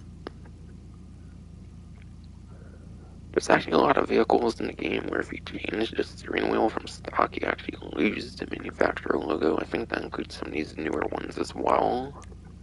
I know there's a lot of them that have like the Ubermach or like Sentinel on it, and it's pretty nice. So it has a lot of good steering wheel options. I would say the most boring one here would probably go to Sprint Professional, given it has none of that whatsoever. It's the only one that has like no like manufacturer on it.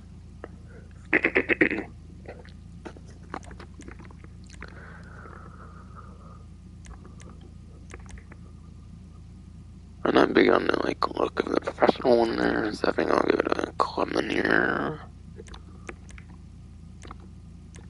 Not a big fan of that like texture basically.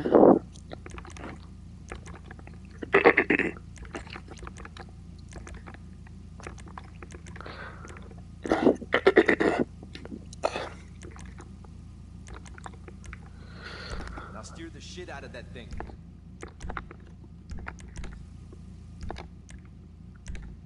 Really, color I'll do that later on.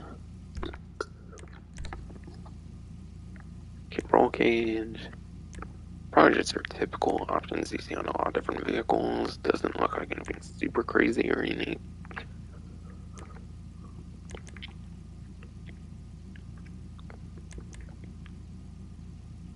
There's a couple drift and a couple racer ones here. Besides for the one like half cage air.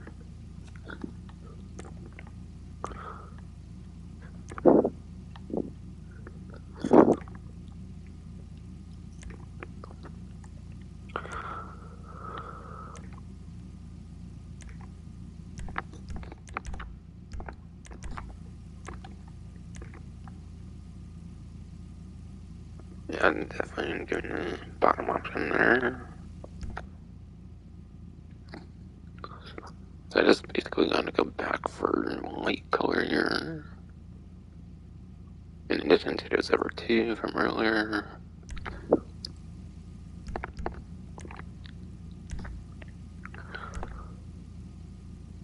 lights at the car meet. Still not decided on building it, so that's gonna just stay white for now. Get a livery here, and this is where I'll start to really figure out the build here. So it goes from like 9 liveries to 15 liveries, it looks like. Oh, I guess 14 if you don't include none, which obviously I would not. And with the 9, I don't think I included none or whatever earlier. So I think you get 5 new liveries there, at least.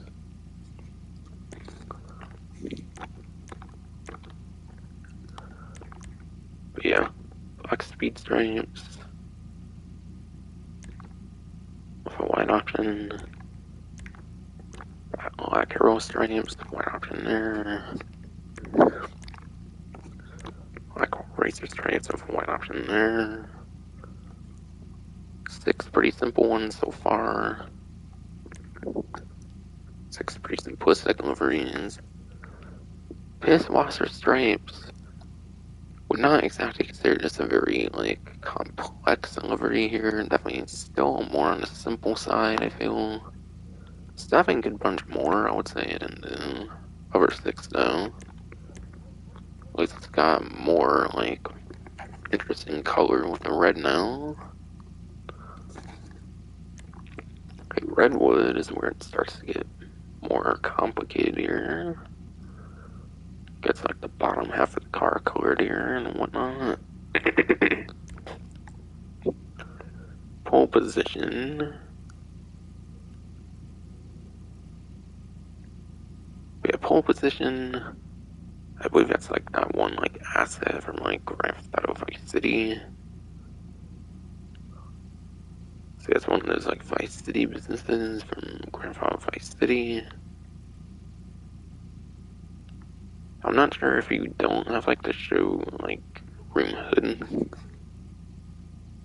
I'm not sure if you don't have like transparent hood, you might get a little detail on like the hood as well. Possibly. But yeah, Cabell. That one's definitely a pretty simple one, I feel. But this one's definitely kind of more simple compared to Redwood. Okay, another pretty crazy one, probably the most crazy since like Redwood here, I would say, is Rag of Rum. I like how this one has like striped stuff to it, it looks like. I don't feel it's very typical on like a Rag of Rum. I feel Rag of Rum typically just has a lot of color. I don't feel like it has like pattern stuff like stripes and stuff typically, so it's kind of cool to see. 0 stripes. Right side of the car actually has like a lot of stuff on like the front and like the entire like part of the right here. Whereas on the left, on the other hand, it's nowhere near as colorful, but the back part of the left side here is color too. Definitely a pretty detailed one, but I would probably say not as detailed as like Redwood or like Rag of Rum there. Definitely one of my couple favorites so far. Debonair, like the Debonair cigarettes. Basically, the whole like front part of the car gets like yellow and stuff. Definitely a bit more on the detailed side compared to some of the other bunch. Oh, come on, I got rid of the Rockstar Games delivery, come on. Bro, the Rockstar Games delivery is so fucking cool on the regular Sentinel Classic, though. I don't feel they do very many like that, typically. But no, they removed it, apparently, on this Widebody one, come on. Fun. Dash Gold has a lot of, like, green on it. It's pretty interesting here. Maybe it's a bit more on the minimalistic side compared to some other ones, but honestly, I really like the patterns and stuff on this. I think I'm going to go to Dutch Gold here. Man, that's pretty.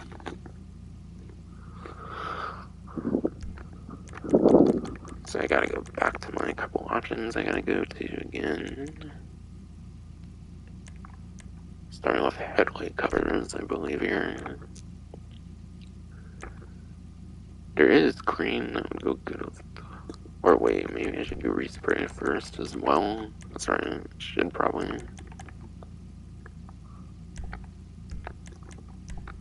Play license. Honestly, I hate it when they put like.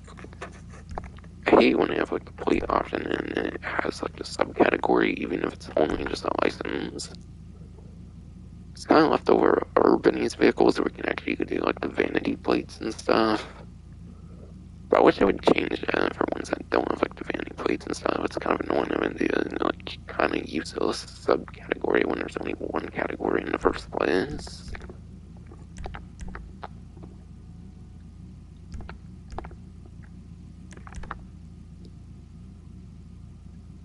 But yeah, louvers, stock there, street, primary street, secondary street, carbon street. Looks like it will typically have 4 options to it.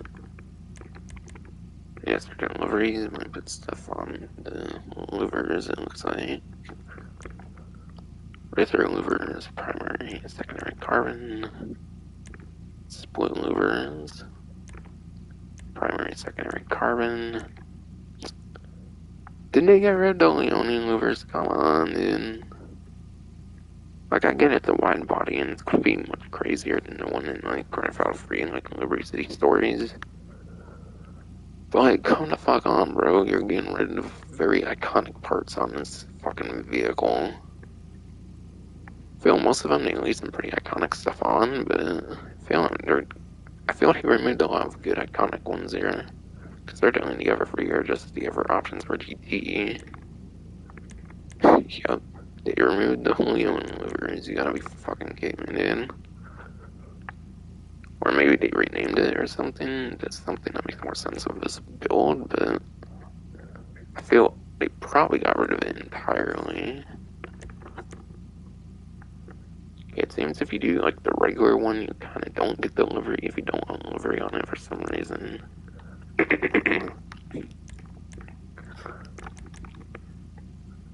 Yeah, I'll go carbon GT louvers, I guess. How's that look?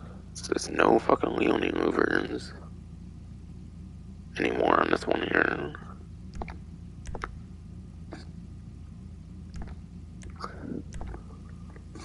Okay, primary, secondary, trim, crewable. Okay, so again the trim color, and then obviously like interior color stuff as well, because being Benny's now.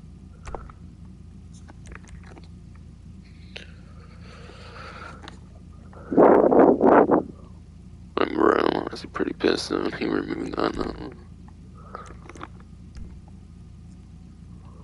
Like, I want to do like a combination of like the gold theme and like the Leone theme or something, like the douche gold and like a Leone theme kind of. So honestly, probably I think I'll go with a matte black, change up black here. I assume it's kind of a matte black on the Leone one. In my Grand Theft Auto 3 emergency stories and stuff.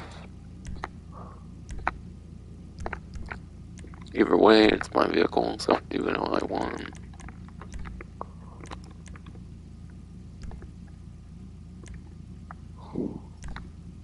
Might do like the chameleon gold here, why not? Got extra bit crazy, why not? I like the gold, like lining there with the text. I feel it goes pretty well.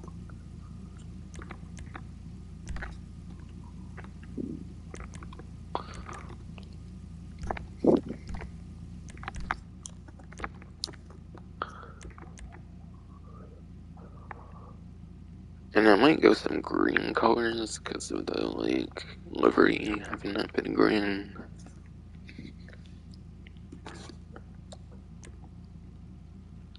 So I'm not sure if there's much of another like Leone color except for black on top of my head at least, and then similar colors.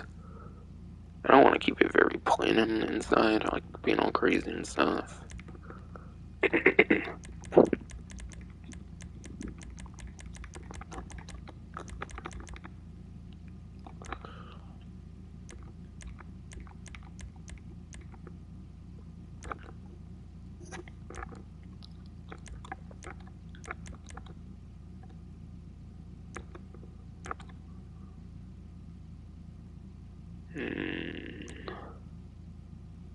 kind of a sport car, so I'm a little bit tempted to do racing green, but I might mainly be tempted to do dark green.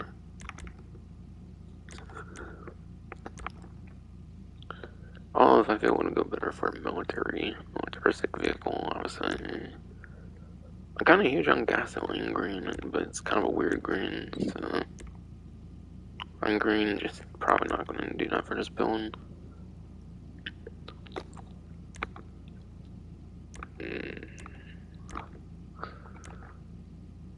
I think it's mainly between the first two for me here. It is kind of classed as a sport car. Yeah, I don't know, I'm kind of tempted to do racing green. Because of matte black being pretty dark and stuff, obviously I do dark green.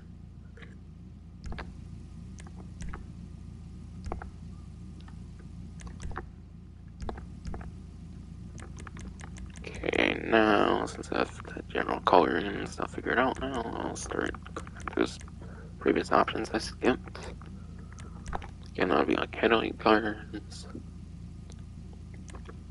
I like the gold secondaries. I feel like yellow headlight glass could go pretty nice. Don't get jacked now.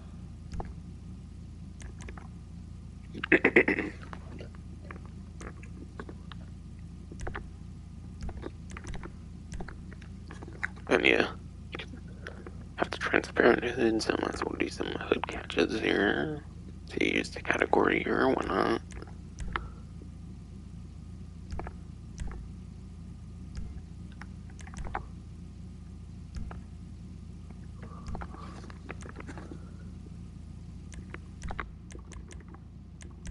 Light color. Let's use another green here for light color.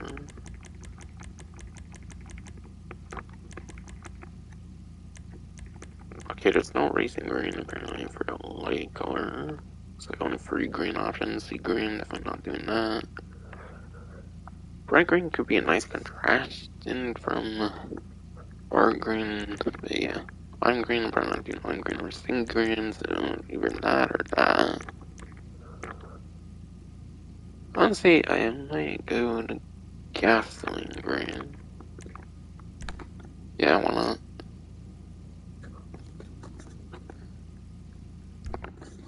That was pretty nice, like light color. Makes my build at least.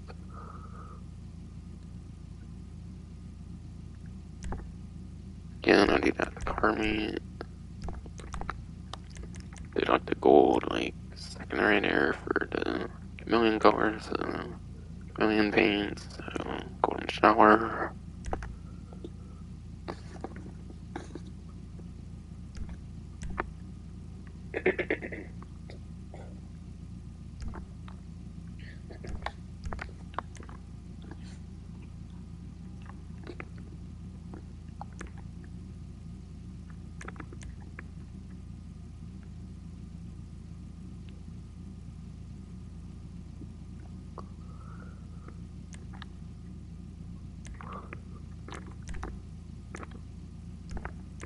A roof.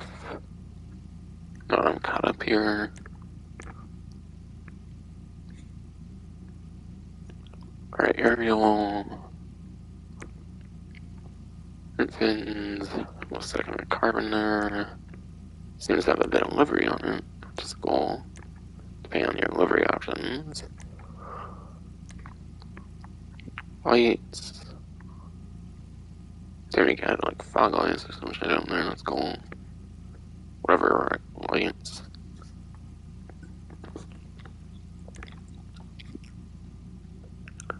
Arc roof deflector. There's one deflector with roof bars and a roof tray.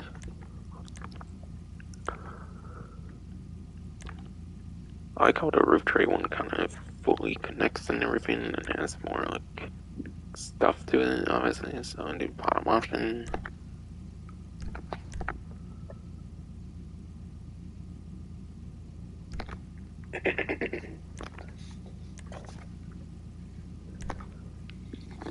Alright, 13 skirts. Definitely feel there might be a good few to several more than the regular one, obviously. stock. There's 3 secondary carbon. GT. Secondary carbon. Racer. Secondary carbon. Funneling drift skirt. Secondary carbon. Definitely doing a carbon drift skirt.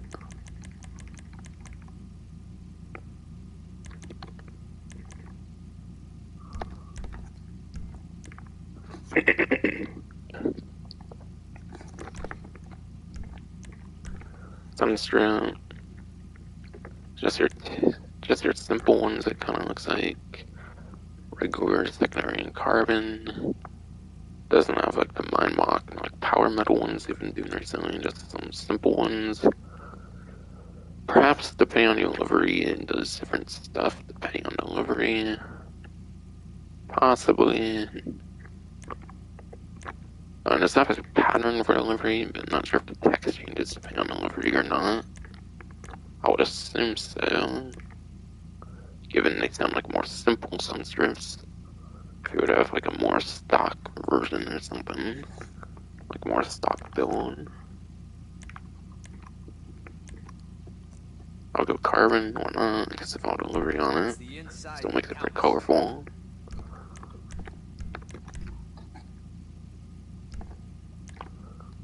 Spoiler, 20 spoilers. I feel they might have only had like a couple spoilers here.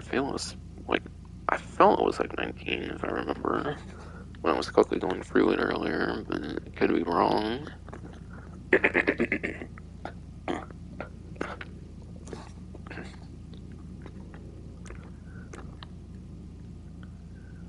Yeah, none. Even though it says none, it's basically a primary, like regular stock spoiler. Then you have secondary. And yeah.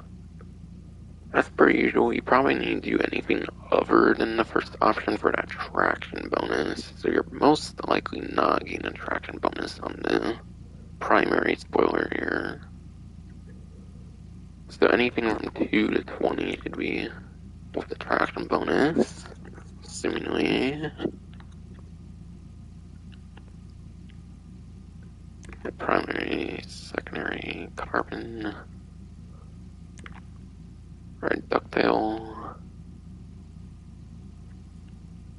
like a regular, like black, like carbonish, like ducktail. Might be like a black one because there is carbon. Primary, secondary, carbon, tail spoiler. That one looks to be a primary, secondary carbon.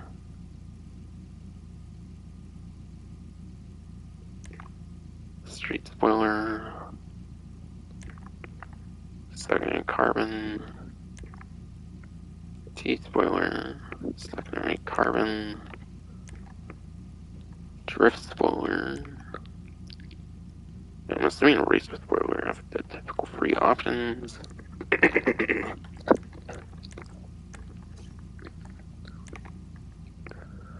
Holy shit, that's pretty interesting. Spoiler there. Eraser carbon and then. Oh, okay. Racer might have a little bit primary and secondary on it.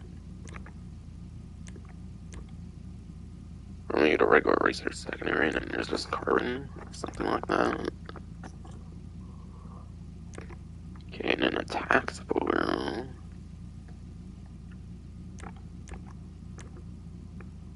Yeah, I'm definitely liking the bottom one there. Don't she look pretty?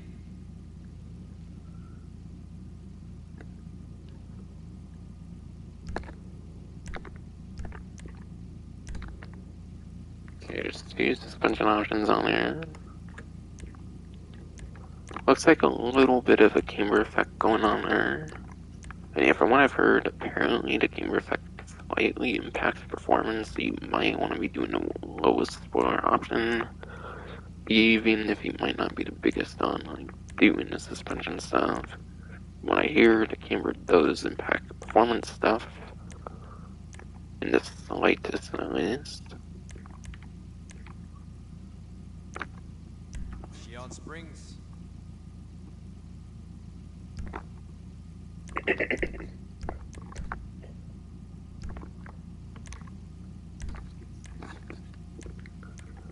And transmission, kind of difference here from like minimum upgrade to maximum upgrade. Transmission's in.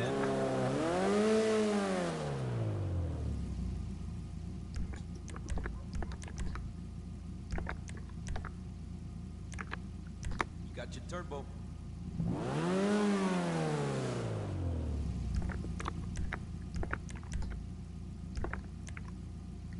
Wheels.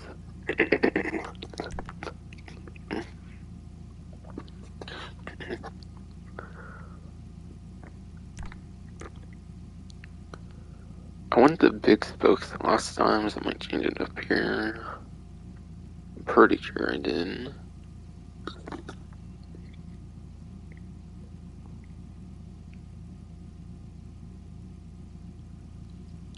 I don't know, actually.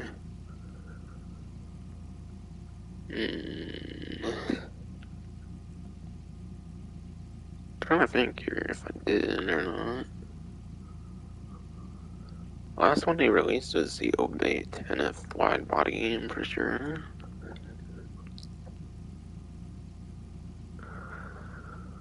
So that would be O for Obey, T for 10. We got T for 10, F. Yeah, okay. Okay, I might just do spokes here then. That's the look.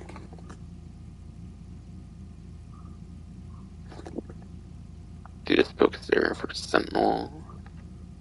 Since I do it off the name of the vehicle for wheels, because I don't have much of an idea of which ones I want per se. Since there's a lot of good looking ones.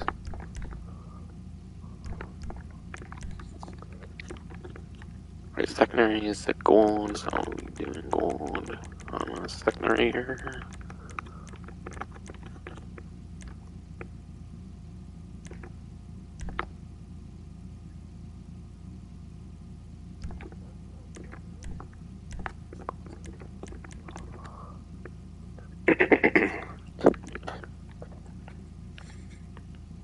Yeah.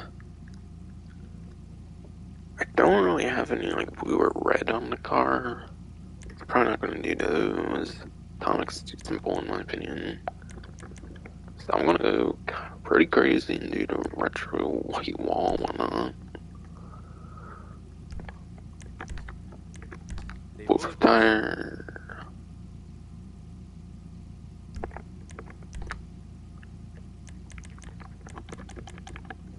There's no direct gold tire smoke, obviously, so I'll go yellow.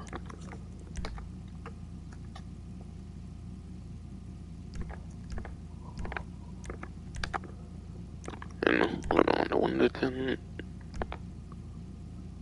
And that's the vehicle right there. Besides for the colored headlights, which I have to do in the car meet.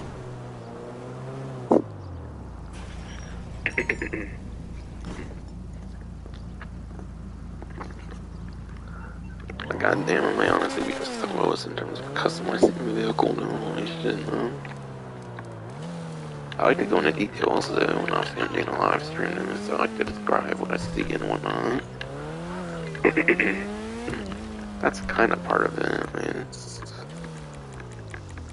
not like I'm doing it so low on purpose or anything. I'm doing it for live stream purposes. So I got my reason for doing that.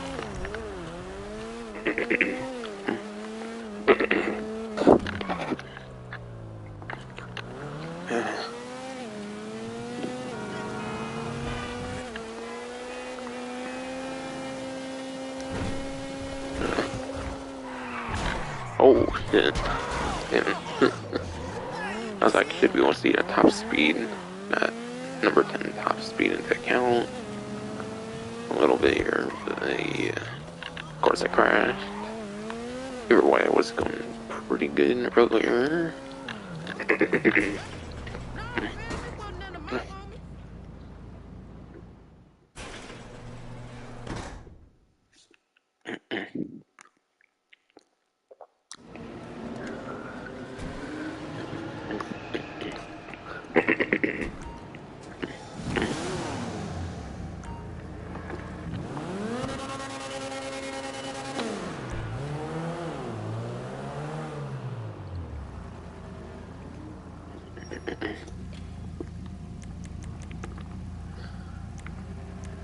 And yeah, I'll see yours less options because it's not Benny's, pretty much.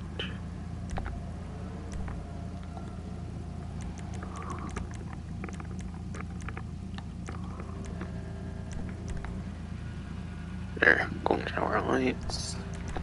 It's consistent with the neon color here.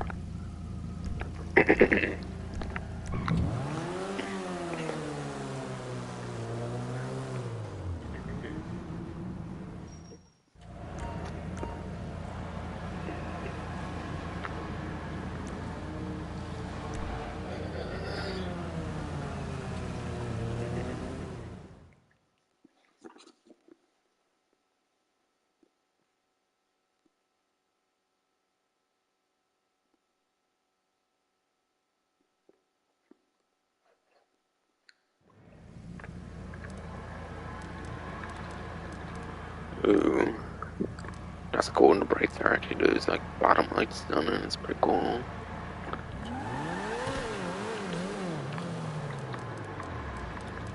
But yeah, just pretty cool seeing these bright lights as I just showed here.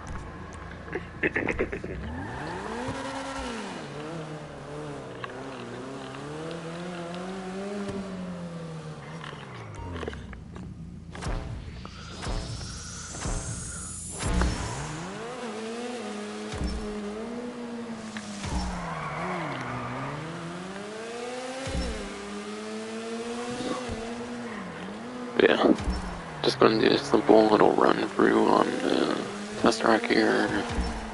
Obviously, I'm fully aware it's not the best test, but I'm not doing a super serious test. I just like to show it off a little bit, whatnot.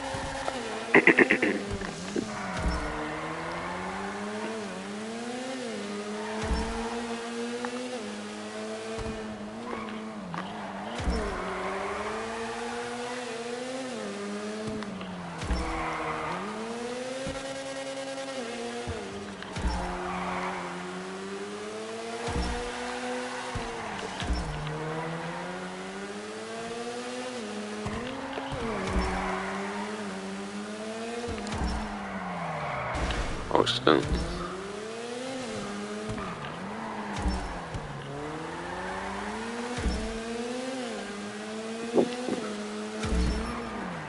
But yeah, obviously over a minute time in here, not the most impressive.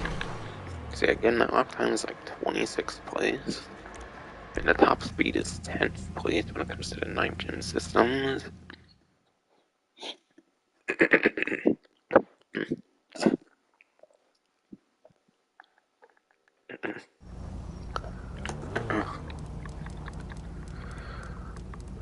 And yeah.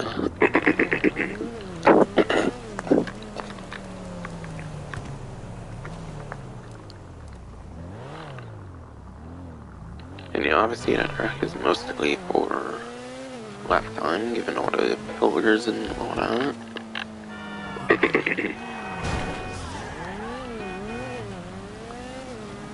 But again, there's better options. I didn't really say compared to the 10F Widebody, but yeah. The previous vehicle that released the 10F Widebody is basically a better version of this. Having much better lap time, I'm pretty sure, and then the top speed might even be better as well, if I recall. By like a couple placements.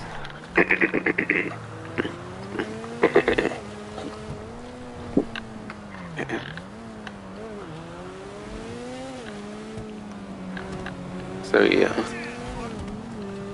10F Widebody already basically outclassed its Sentinel Classic Widebody. So there's really no reason to get this if you don't care to collect all the Criminal Enterprise DLC vehicles, especially if you already have that 10F widebody in terms of a performance standpoint. And yeah, they got rid of fucking Leonie louvers and all the cool, like, Rockstar, like, Grand Theft Auto Free, like, Liberty City story references, it feels, with the game car version in 9 games.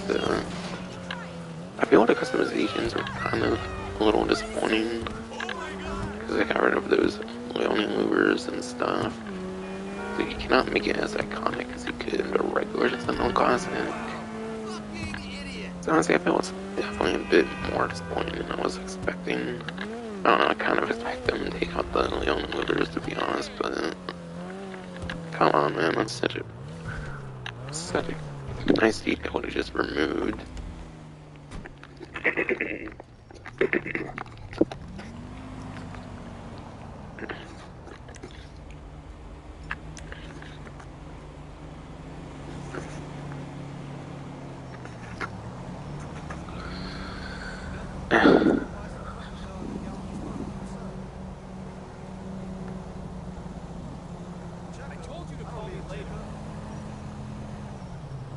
But yeah, now I basically just gotta talk about money opportunities and like discounts, I think, at this point. I pretty much obviously covered all the like new content here with the vehicle.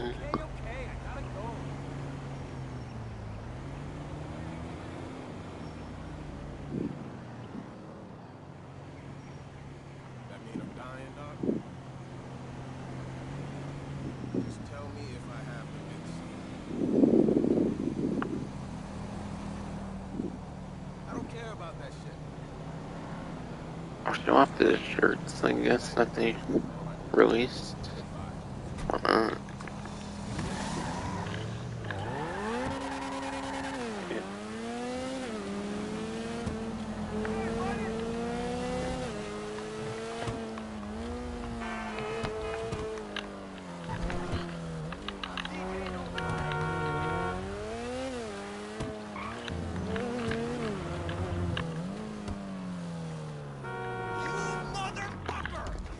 So I think that was the first time releasing those.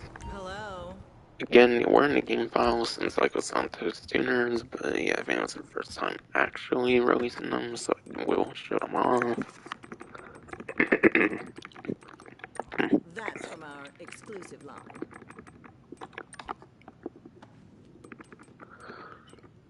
Okay, Wasted actually doesn't say it's new, so maybe they released Wasted before, but Rampage seems to be new here. But yeah. Again, it's a Grand Theft Auto Free Rampage icon, which is pretty awesome. I feel it's a pretty iconic icon. Even for a simple shirt, I feel it's a very nice one. And yeah, no Wasted If tee. you can't find your size, we'll order it. Again, I like the detail that's the Grand Theft Auto Free Wasted with the exclamation mark, as the newer games actually get rid of the exclamation mark. So as for that, I'm not that big on that one per se as the Rampage one. I just like had a pretty good one from before.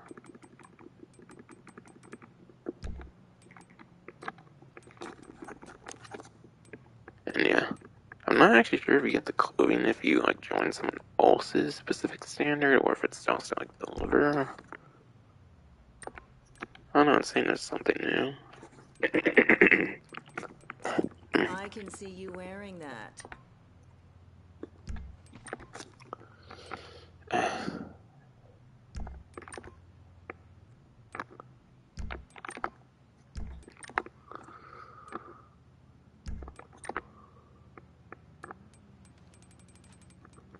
Let's see if I can find the Pacific Standard one.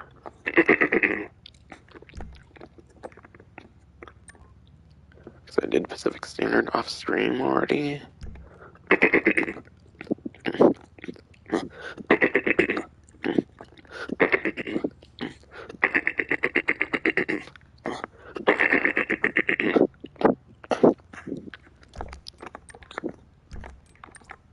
I can tell Granted, you I was have joining good someone taste. else's. fucking throat doing it then.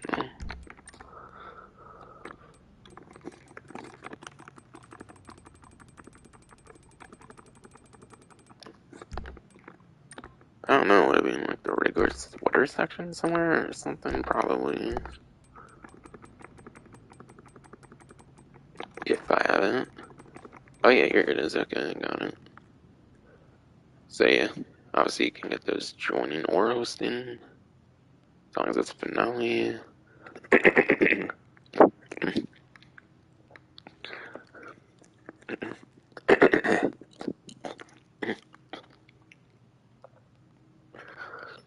You won't find those anywhere else. That'd be very cool in there. Make sure you come back.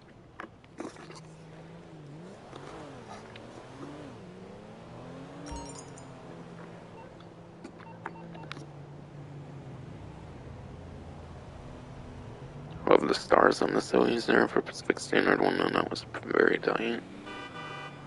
The 5 stars on each unit's so fucking cool now.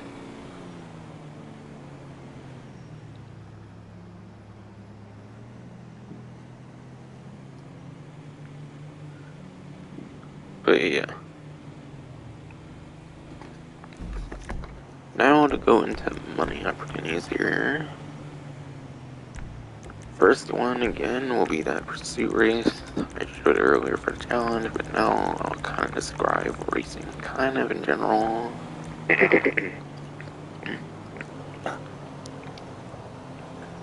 But yeah, little discrepancy or whatever, by the way. But yeah, on the game it says 3 times money RP.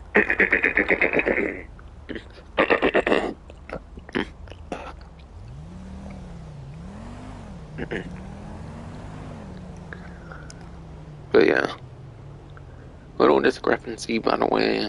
In game it says 3 times money RP, but on the news wire it says 2.5 times money in RP.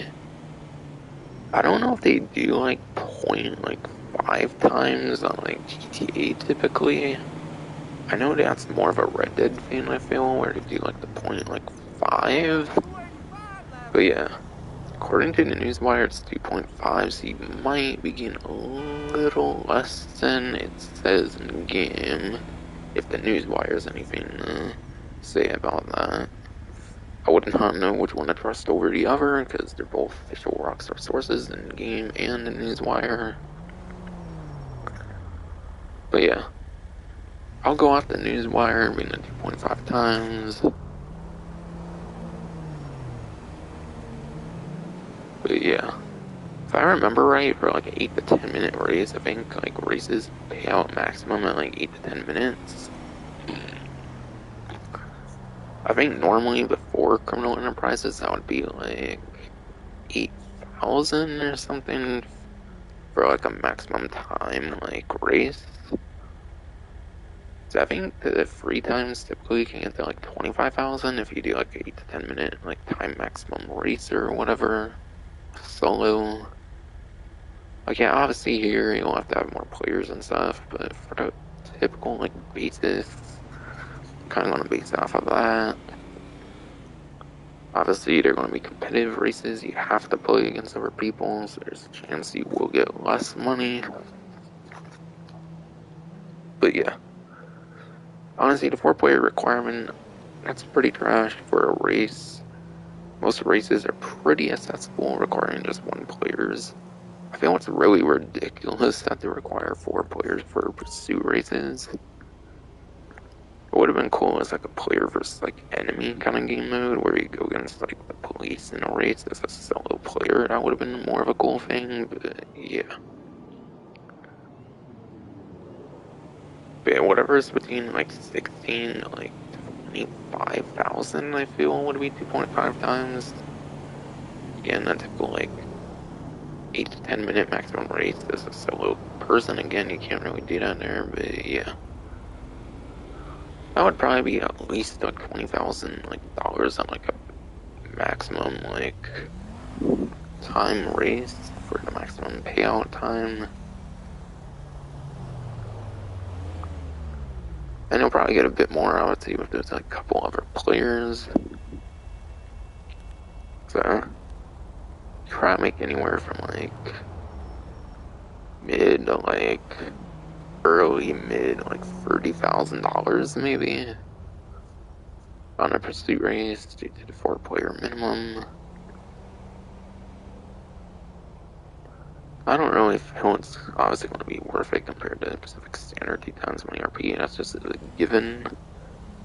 And a lot of the pause menu stuff, for the most part, is some of the worst content you can probably play in the entire game. Giving up to go to separate lobbies, and most of it's not that great payout. Hey man, where's the job site? Even on like money opportunities and whatnot. But yeah, that's what's supposed to be 2.5 times, but for some reason it's 3 times the multiplier. But again, I think 0.5 is more of like a Red Dead thing. I don't feel they typically do like the 0.5 at the end for GTA, so perhaps that's why the indicator says 3 times. I don't know, it's really weird. A lot of stuff is 2.5 times, but we'll probably say 3 times because of the lack of certain indications and whatnot. Like, same thing with like the reputation system when they do like the extra like car meet reputation, there's not really an indicator for that, for example.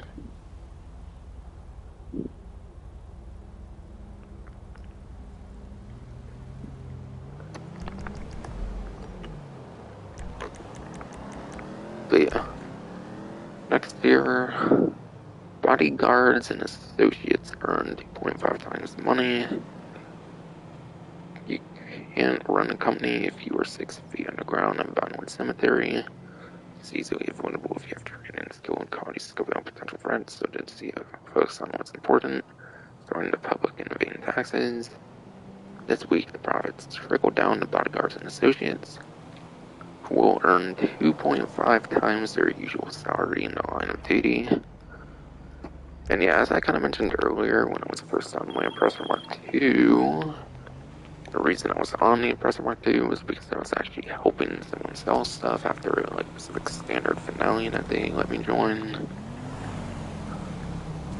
And yeah, so I already do have an experience with that, actually, at 2.5 times.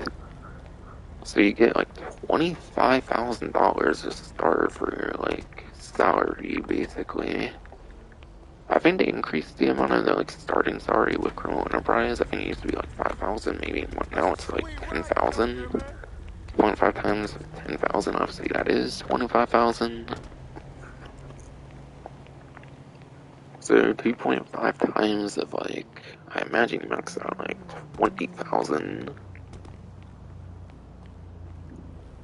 So I think you can make like upwards of like $50,000. Because it's just like the normal amounts where you like double like your minimum for your maximum that you can earn. If for some reason you're with like another CEO as like an associate for like the maximum like amount of time until you get your like maximum like payout that you get every once in a while. $50,000 just for being an associate and stuff. Not really that bad, I feel.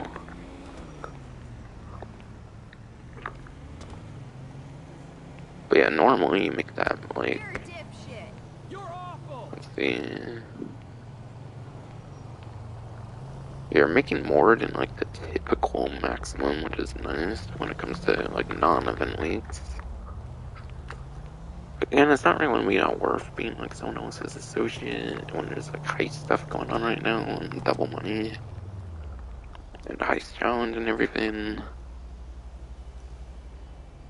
But some pretty simple money that can get up to $50,000 if you're associated on it for long enough.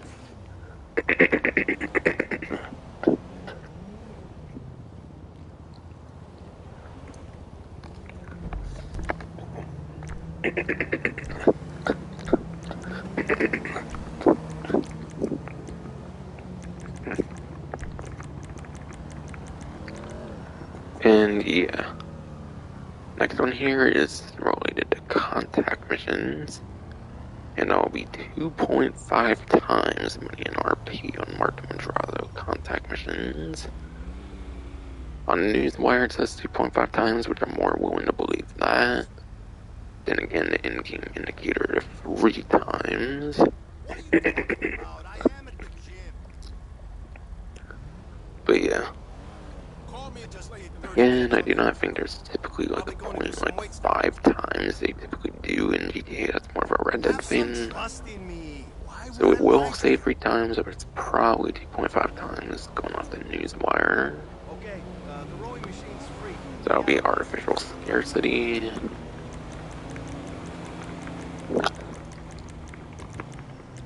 Checkout time. Clean the cows. Death from above. Defender. Dispatch services. Definitely some of the main ones you should probably focus on for the most part. Unless you're basically doing the best contact mission in the game, which I'll mention. Dry docking, enter and V, FN lasers. Extraction, or not extraction, but extradition. Grabber bonds. Handle of care. Hold up Burton.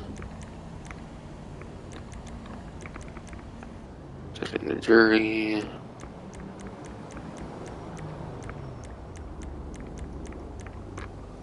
Mixed up with coke. I feel this one's definitely one of the better, like, coupled with the, like, more like day one contact missions that Martin Madrazo offers here. On the list. Out of court settlement.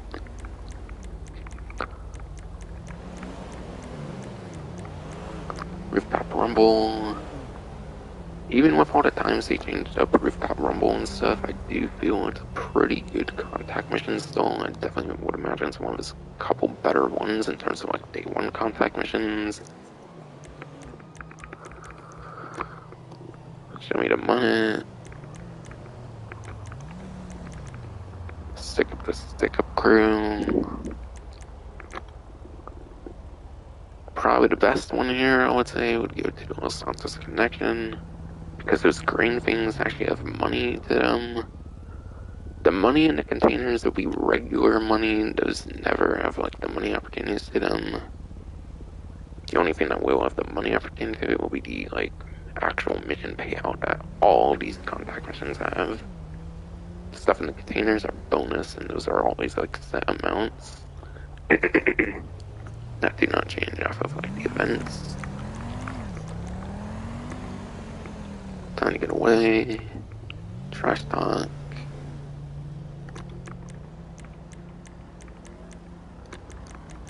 Trash talk, by the way, I think is this maximum like rank mission. So in a way, it could be one of the better ones aside for dispatch services in some ways.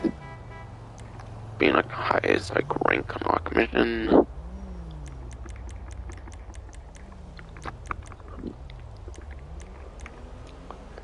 Part of the vineyard here, the vineyard, whatever. And that's it there. So I kind of already mentioned a couple good ones, so I'll go a bit more in detail later here, kind of here. First, I want to bring attention to dispatch services. These are the newest Mark Madrazo contact missions that were added. Around like 7 Android Super Autos, it was like a 20, I think it was like early 2018 they added these contact missions here. They're pretty fun, they typically go into different interiors and stuff. And yeah, as you need a second player, yeah, kinda gets you more money, because more players equals a tiny bit more money, if I recall, for how these contact missions pay out. And yeah, for a contact mission, you get paid upwards of like 15 to like 16 minutes. Hiya, Jerry. But yeah, even though payout maximizes at like 15-16 minutes, it's more just worth like doing them as quick as you can. I think doing as quick as you can is definitely better than waiting maximum 15-16 minutes.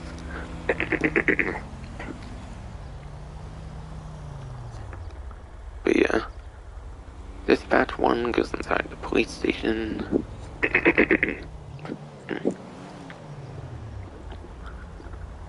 That one you're obviously going to have to deal with like a wanted level in there, so...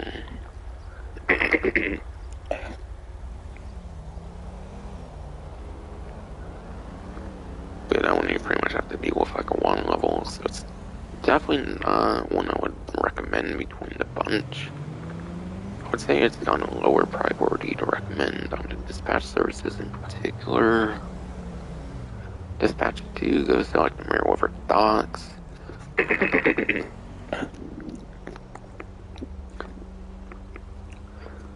Mirror River dock one is pretty good, I feel. Dispatch 3 goes into like the airport like hangar area. You can actually escape in like the pyros and stuff, so it could definitely be one of the quicker ones to do. Dispatch 4. I think this one actually goes to like the scrapyard. I feel the scrapyard's a pretty huge interior and stuff like that. Not necessarily the quickest one to get through and whatnot, so it could be a bit of a slower one.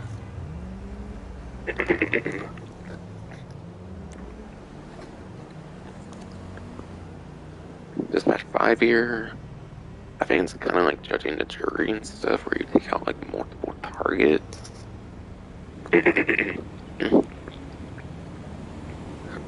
yeah, depending on the vehicle you use, it can be a pretty quick and easy one. It could be one of the faster ones in a sense.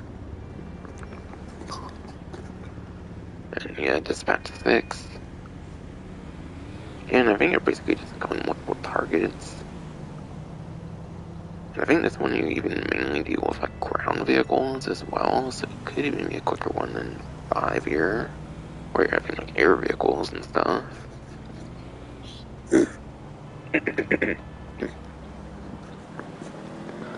But yeah, What's happening? as long as you can get that second player that's pretty reliable and stuff, obviously dispatch can definitely be some of your better options here.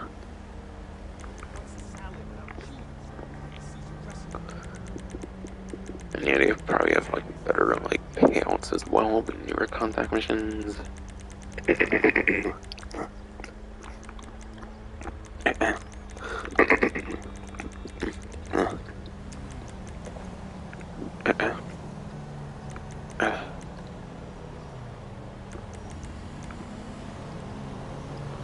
But yeah, speaking of payout, if I recall correctly, dispatch services kind of have a maximum payout of $23,100 with like no modifiers at like 15-16 minutes. If you're purely playing it for maximum time, that's like $23,100. But because you have to play with at least 2 players, that probably maybe puts it more towards like 25,000, I'm guessing. So like 50,000 for times 2. You could probably make like 70-ish, like 1,000 on some of these if you play for like the maximum amount of time, and regardless, you can still make some pretty okay money here when doing them as quick as possible. But yeah, obviously it's not going to compete with the Pacific Standard finale. It's definitely not going to be even close.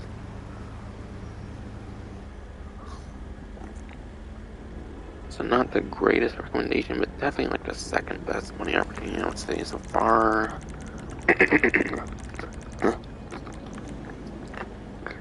And yeah, and I said mixed up with Coke and like Rooftop Rumble are definitely some of the better like day 1 contact missions. Kind of trash talk as well. So those are a couple pretty good options, I feel. The best option though is Los Santos Connection. And again, that's because you'll get 2.5 times payout on the actual mission. And again, there's those crates with money to them. I think there's like 1,500 in the first crate where you have like the Gringer. I think there's like one other crate in like the second location, like Alberto Heights, that's like another 1,500. And then like the last of like 3 different locations here has like 4 different like, things there. That's like 6,000 there. So I want to say you can make like anywhere from like $8,000 to like $9,000 from those like green containers. So yeah, the green containers each time can literally add like a good like few to several $1,000s more to your like actual mission payout as well. And this is the only mission that has something like that. So this is definitely your number 1 option, I feel. So definitely recommend that one. And yeah, for playlist, if you want to make a contact mission playlist, you can do create and then recently played job. I don't have any contact missions in here right now, but if you play a contact mission, you can find every recently played job.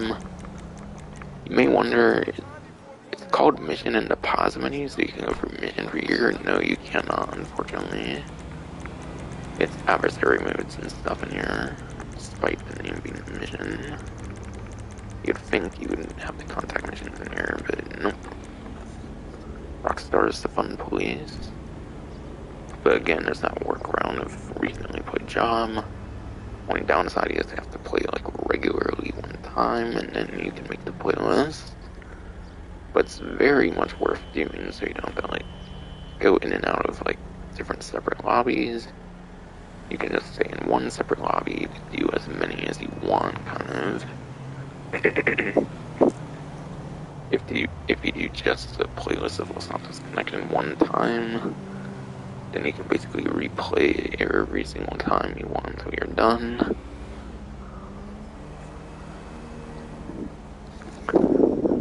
So you could probably make like good, like easy $50,000 to like $70,000 easily for that mission on it 2.5 times. I would imagine here. In a mission, you could probably do it within like 10 minutes if you're good enough, at least. I would say.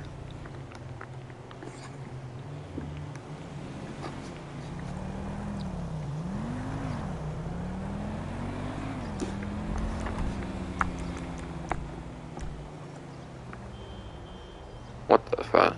Oh, oh yeah, because Motor Wars is vaulting, that's right. Because they vault stuff though.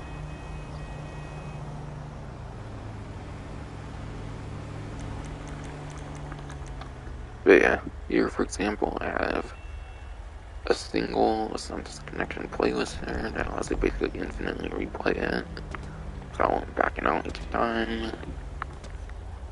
Because you cannot replay directly from the job screen because of like stuff they nerfed and whatnot in the like early days of the game in terms of the contact missions.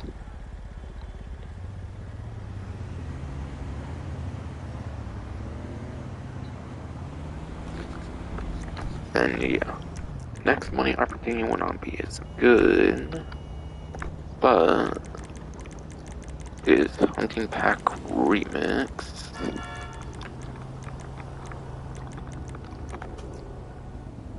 And yeah, this one used to be pretty worth playing if you needed to unlock the Scramjet trade price. But yeah, the Scramjet no longer has a trade price as they decided to like make this a vaultable game mode. It's a game mode that they can vault out the game whenever they want. Right now it's back for the month of November, but once December comes around, I bet that they will remove it again. Since the Scramjet trade price is no longer like a Bing. What's the sauce? So there's no obligation to keep the mode anymore, unfortunately. Don't want to talk about this right now. So if you want to play a pretty limited time mode, there's 2.5 times on Hunting Pack Remix. Again, 3 times, I think it's just because they don't have like a 0.5 times indicator. Like they probably do for like Red Dead, because they do more of that over in Red Dead. In my opinion, they should really just be 3 times though, but apparently it's 0.5 times, despite the indicators. But yeah. Adversary modes, I imagine they pretty much pay out similar to like racing and stuff. You probably won't be making that much more. However, adversary modes have like the rounds, a kind of like format where you play a certain set of rounds. Probably make like 20 to like 30,000 at most for each round or something like that. I would say like at most you can make like $100 to like $200,000 over playing it for like a long period of time. But because you're going into like separate lobbies, it's not going to be as worth your time. It's not something you can do more in like free mode. It's not a heist either.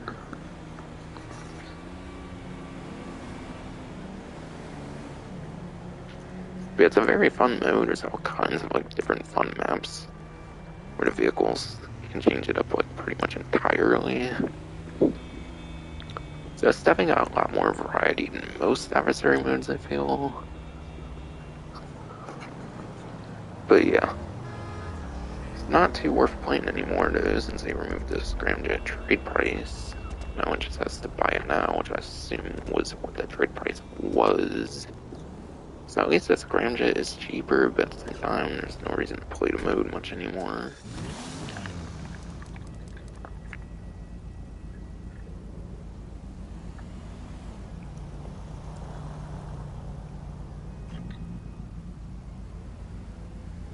And that's probably your final week pretty much to play it, because next event starts at like the beginning of December. And again, I'm pretty sure they just brought it back for the month of November. This month they didn't announce what modes they brought back, similar to what they do when they first do a newswire for the month. Like in that first event week, they typically mention which ones they bring back. They didn't do that, though I think that was when they did bring back.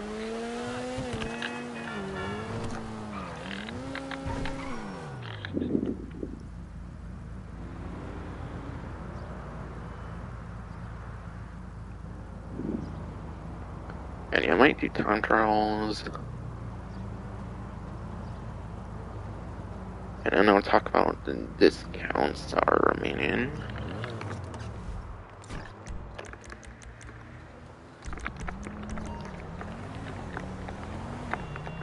So I do regular and HSW, because those are two I feel are most worth doing, obviously, because vehicle variety, you can make them quite different if you want to.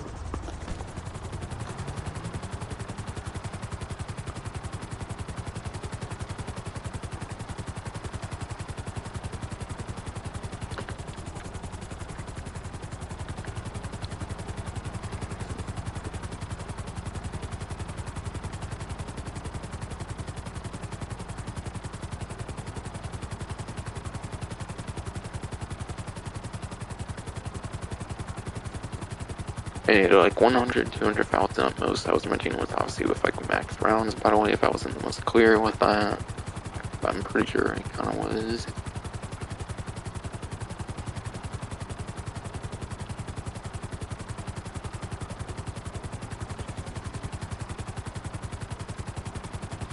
And yeah, for those wondering what vehicle I'm doing on HSW time trial, I've been doing a Sterling GT HSW for a while, so that's what I'm doing.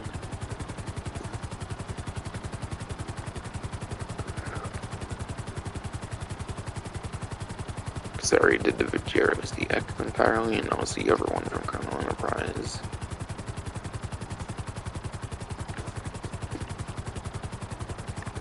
Hopefully some more interesting HSW vehicles to possibly use for December. Hopefully. I imagine they would, given it's kind of the most they like pushed the 9th gen version so far. Still, I feel.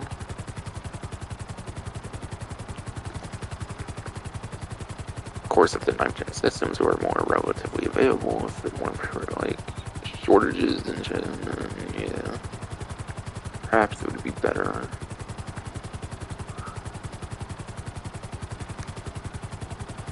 It would be in like a better state and shit for the 9th gen version. Like actually have its capabilities pushed some more.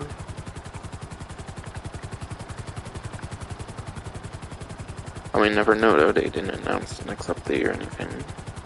I'd like for the 8th gen to be dropped so that 9th gen could actually have its capabilities pushed more. But yeah, might not be too good for business just yet though. With situations and shit.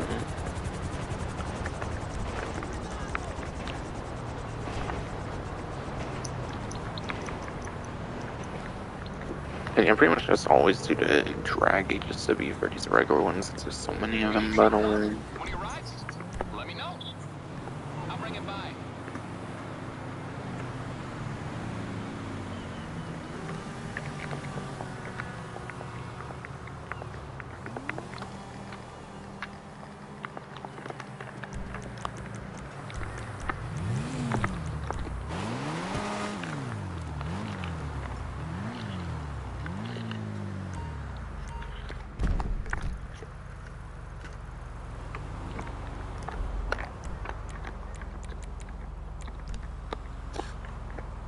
I forget if you can do that for the quick GPS, to be honest, but if you can, it doesn't seem like the closest things, and just like be on the map.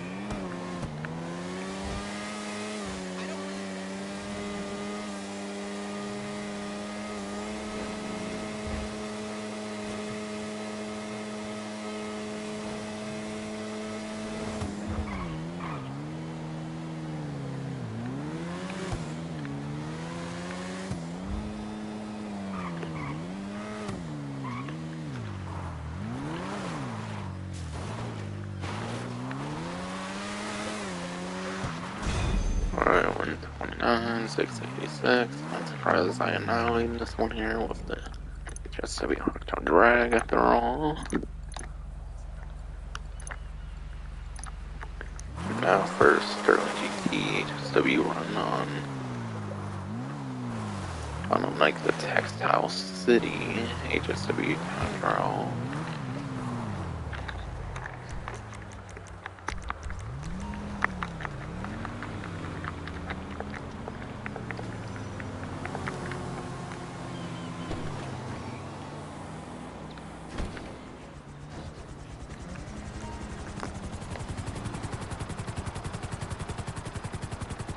Oh yeah, I gotta get that wide body over to my one garage I wanted in, that's right.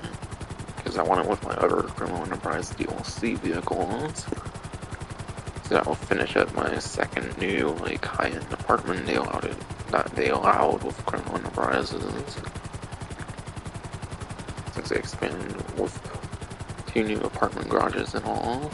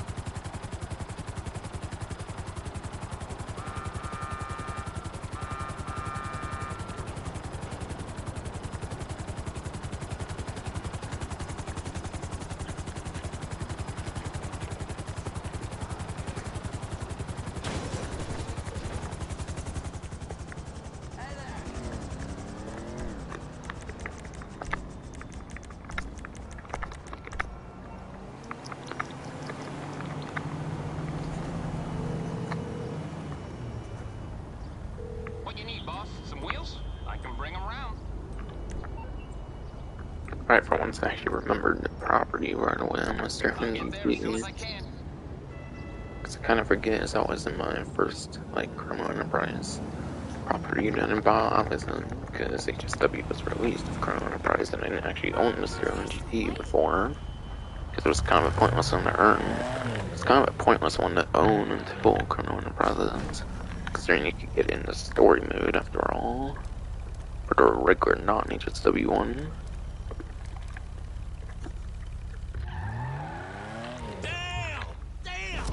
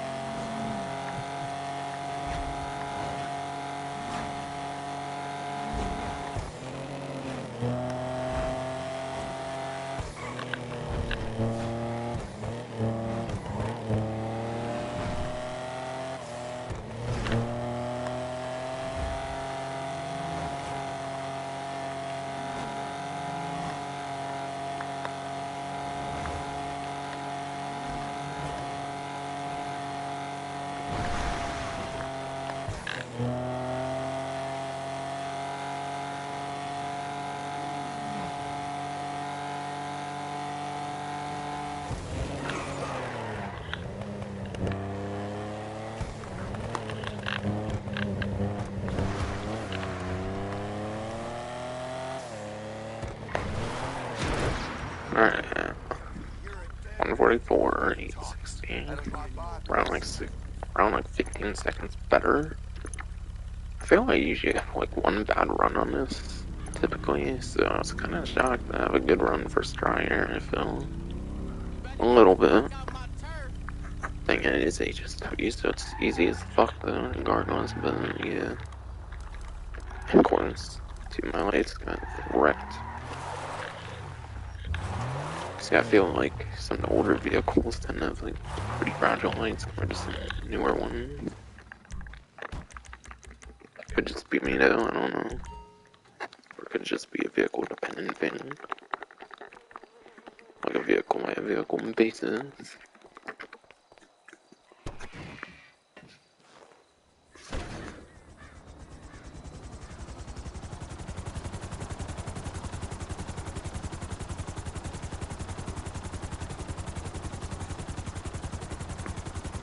So yeah, pretty much from here it's just discounts off to go over and have yet to cover. There might have been like 4 discounts covered so far, all of which were some of the Black Friday sales, which only go on to like Monday, like end of Monday, like very early Tuesday, maybe at the latest. So I gotta go over all the like regular discounts that are available the whole entire event and the Black Friday ones. I'll go over all the regular ones first, and then I'll go Black Friday after for the remaining ones.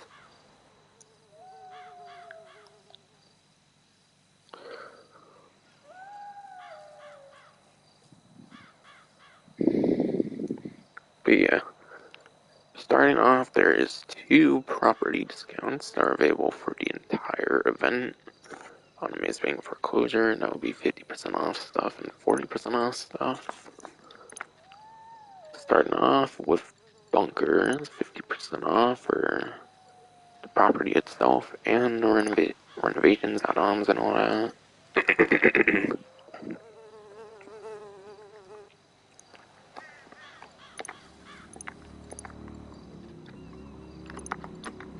Yeah, farmhouse again. I think it's the most expensive here.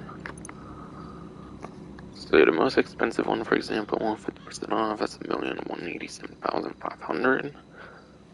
So if you want a better bunker location, if you don't want the best one, very good time to do that.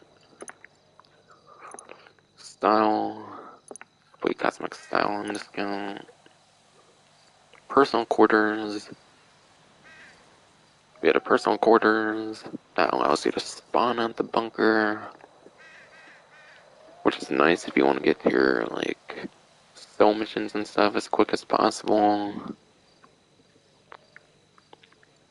It's nowhere near the most practical like spawn location though. It's not a very good spawn location aside for basically like doing all your sales, I would say.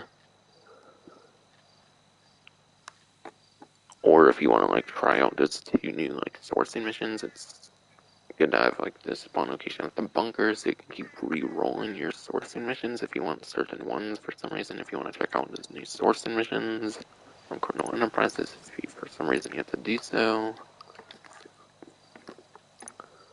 Shooting range. Shooting range. Not the most useful thing in the world, but there is a very particular benefit that's quite nice. Besides for this one benefit, pretty much everything else is completely cosmetic from it. It'll have no gameplay benefit. But yeah. I don't know what goes on with my throwable capacity anymore. I don't know why, like, I don't have grenades entirely. I never fucking use grenades yet. I don't have them for some reason. And for some reason I don't have like full 30 sticky bombs right now. And yeah, I never really use those either. All the ammo glitches in this game, so fucking fun, but yeah. For example, I think pipe bomb is normally limited to 10, but with the shooting range increase, if you get to a certain point, you get to 15. And most like grenades and like sticky bombs, molotovs, and stuff like that, you can get those up to 30 if you get the like shooting range like increasing. So yeah, it's actually pretty worth getting to a certain point in the shooting range, and it increases all your like throwable capacity by like 5, which is pretty fun. Especially if you use a lot of throwables, that can be something very nice. Besides for that, it's just pretty much all the cosmetic stuff though, so not too much of a worry aside for that.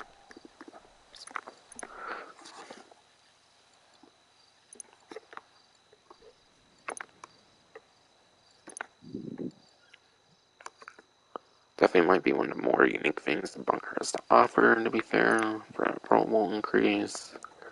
Gun locker, obviously just store certain weapons you are not using. There's a lot of different properties that have this kind of thing though. Certain properties actually come with a gun locker, I think, for example, like the nightclub, so you can kind of get free gun lockers in certain properties, I think.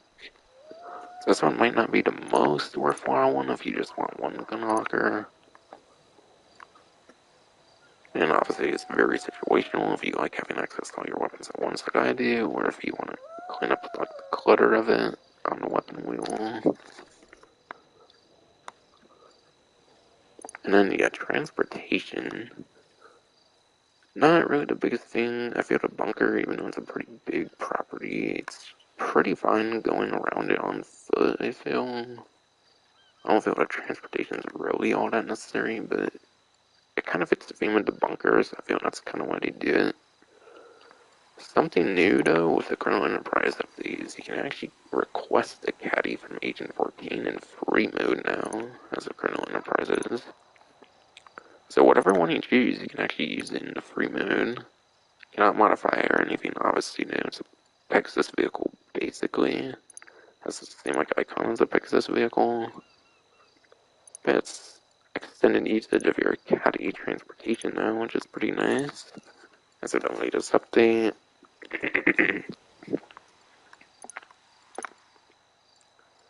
Yeah, let's say you do the most expensive here.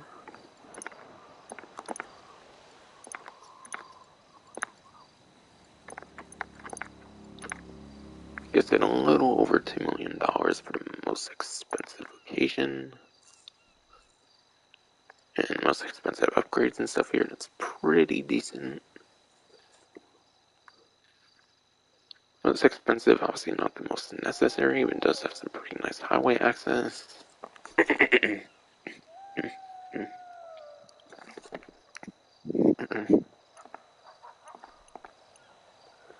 And yeah.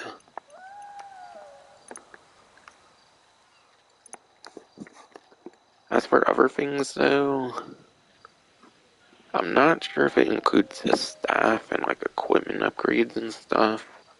Rockstar's weird, sometimes they'll do like this stuff inside the bunker as well, but other times they don't. So it could always be worth checking inside the bunker, see if you can do like staff and like equipment, so you can get more money out of your like supplies and stuff. That are weird, and Rockstar is kind of sometimes they don't always do that stuff. They'll pretty much always do this stuff on the websites, but sometimes when it comes to like the equipment, staff, security upgrades, they don't really bother with that stuff sometimes, I feel. So it could be something worth checking though, regardless, make sure that's the thing.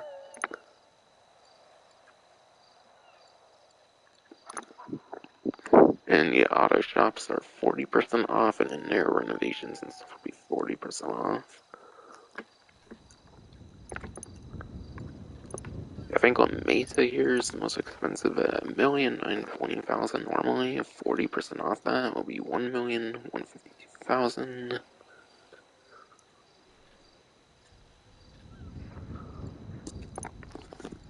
But yeah, complete cosmic style, tint, emblem, staff. Staff will be the first significant one on here, obviously.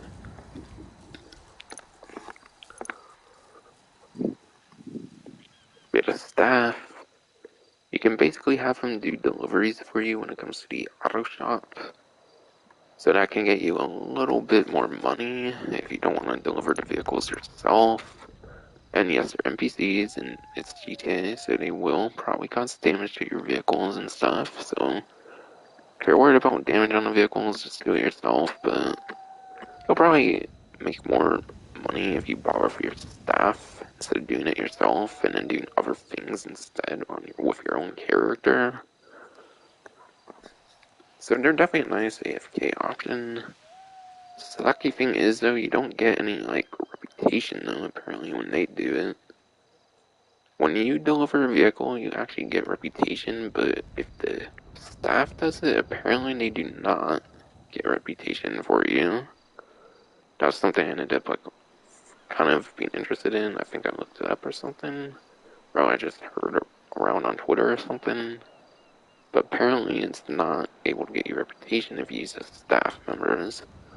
So do keep that in mind. Again, they're pretty worth it though if you want to use it. They're pretty useful though if you want that extra bit of money now. And yeah, personal quarters. Again, that allows you to spawn inside. Yeah, personal quarters will allow you to spawn inside of your auto shop. Auto shop, I really don't feel it's that great of a spawn location unless you're wanting to do all kinds of robbery contracts. If you want to grind a fuck ton of like tuner reputation for like those auto shop robbery contracts and stuff like that, then definitely could be nice. But it's a very niche use compared to other personal quarters that have access to like air vehicles and stuff, which tend to be some of the better ones, I would say. But yeah, with how much of a grind the reputation is, could be definitely a pretty worthwhile personal quarters though. And the second car lift allows you to repair 2 cars at once. So that means you can do more of those like auto shop client jobs, which is what these staff people do for you basically. So it goes hand in hand with the staff people if you get the second one. And then you get an LS car membership. You can buy it from here. if you buy it from here, you can get the discount. You can also buy it right at the Carmi. I'm not sure if it would be on discount if you do it over there, though. Either way, I think it's only like $25,000 or something. It's not that crazy or anything. I was yeah, it's definitely worth it so you get like maximum benefits out of the Carmi.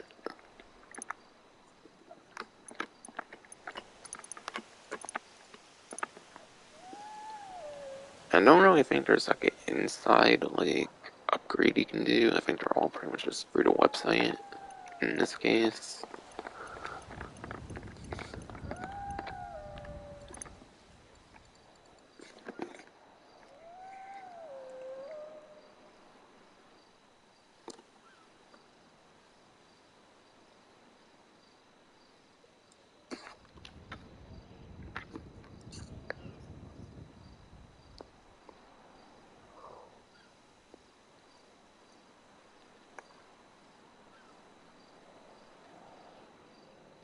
But yeah.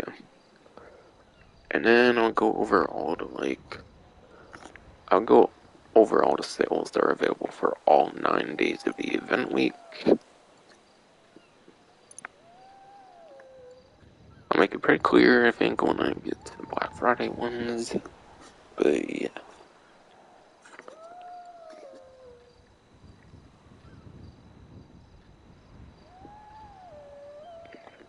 Okay, Legendary Sovereign. Okay, I think Legendary and Sovereign are the only two with 9-day discounts. Till like the 30th from the start of this event.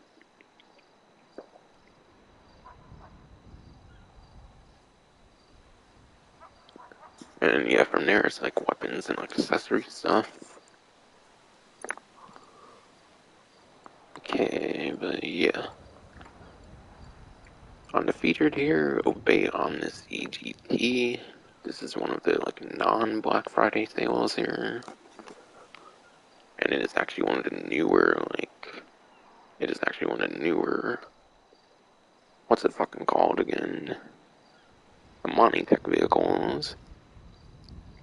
We have 40% off, makes it, instead of like almost 1.8, almost 1.1 mil, so like 600. So like 700,000 savings, I would say.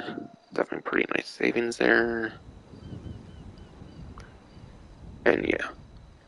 The unique thing about this Monty Tech vehicle is that it is an electric vehicle, it is an electric car, which makes it a very perfect candidacy, I feel, for the remote control unit.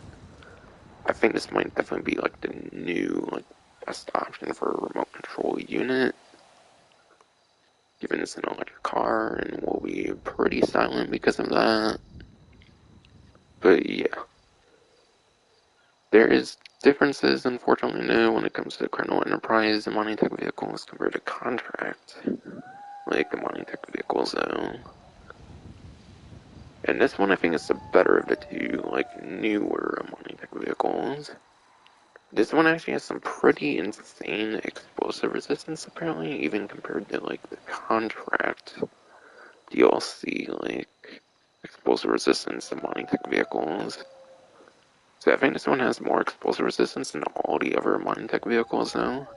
Could be a glitch with the update, though. It could be something that might get fixed in the next DLC.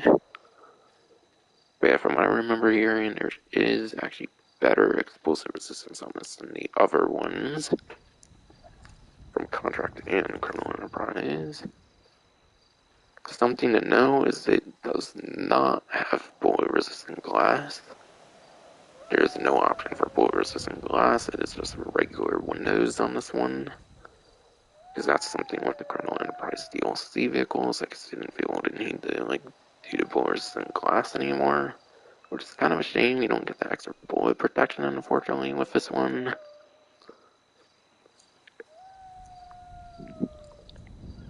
Again, you have the option of remote control unit, missile lock-on jammer. Remote control unit, I think, is the perfect one, given it's an electric car. And yeah, you don't have to drive it in remote control unit. It's an RC vehicle, so your character will not be inside it. good because it does not have the explosive resistance. I'm pretty sure it has armor plating still, which will increase that explosive resistance compared to the stock explosive resistance. But yeah, armor plating will not have bullet resistant windows, just does not have the bullet resistant windows. Because those typically come stock on the mining tech vehicles. And yeah, something else they took away from Colonel Enterprise and mining tech vehicles, I think, is the machine guns. They don't actually have machine guns on these Colonel Enterprise and mining tech vehicles, so no mounted weaponry, unfortunately, on this EGT. You do still get silic mines, though, but silic mines alone and no mounted machine guns, it's pretty terrible. So yeah, there's some ways it's not going to be as good as your contract DLC in mining tech vehicles just because there's certain remove features they decide to remove for some reason. But again, it has its own unique use of being an electric car and being pretty much the best candidacy for a remote control unit. So that's the uniqueness of that one. But I think I pretty much mentioned everything there is to say about this one, from what I can recall.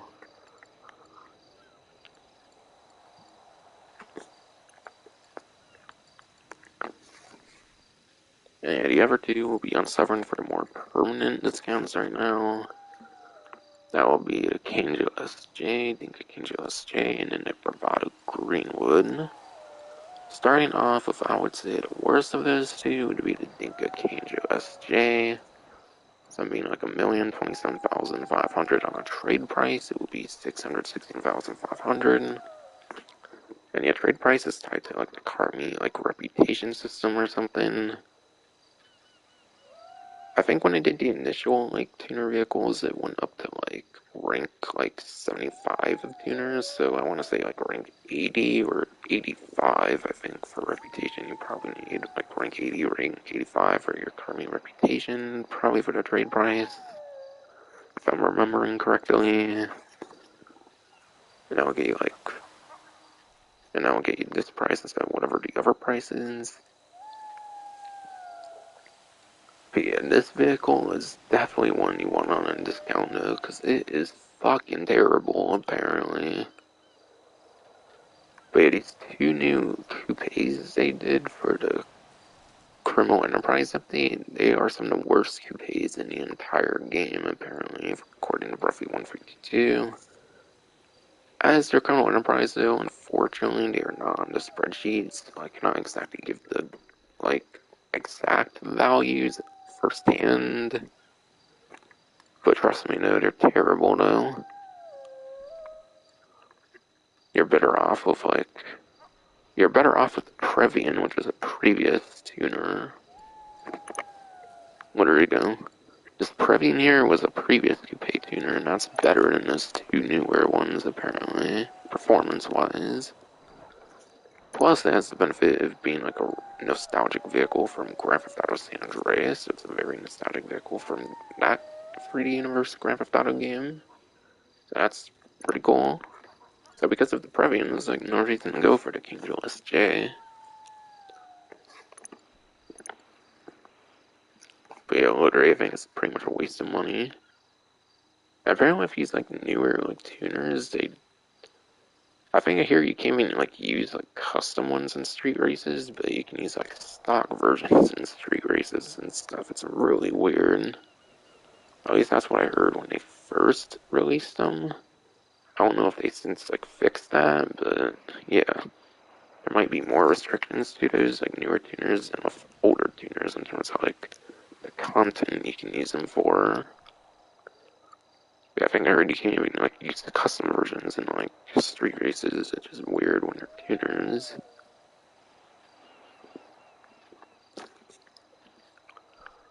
So yeah, I feel it was mostly just negative with the Kenjo SJ.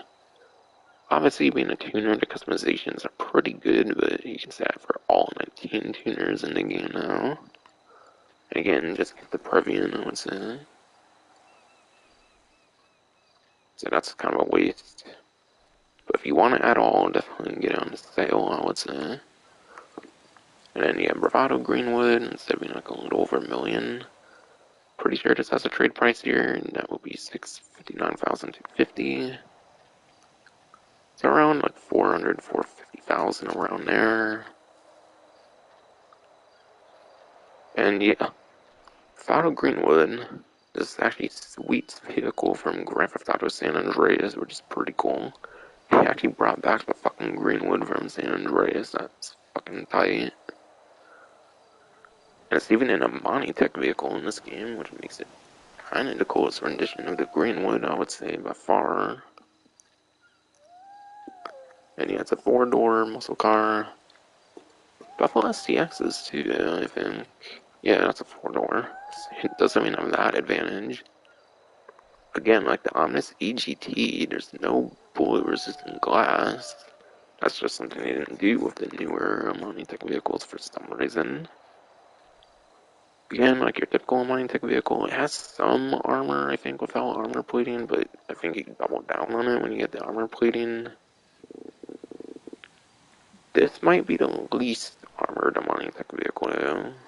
If I recall from what I've heard, it might be the least armored Monty-Tech vehicle. And it's not as super armored as the Omnis EGT is, apparently, from what I hear. So, it might be pretty much your worst Monty-Tech vehicle in the entire game.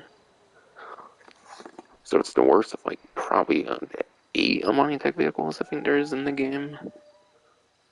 So it basically makes it the F tier Monty-Tech vehicle.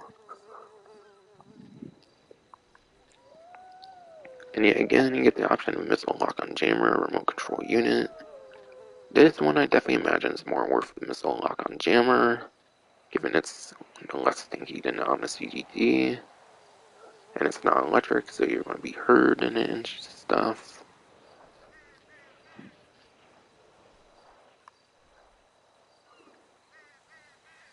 Again, no machine guns, because it's a criminal enterprise.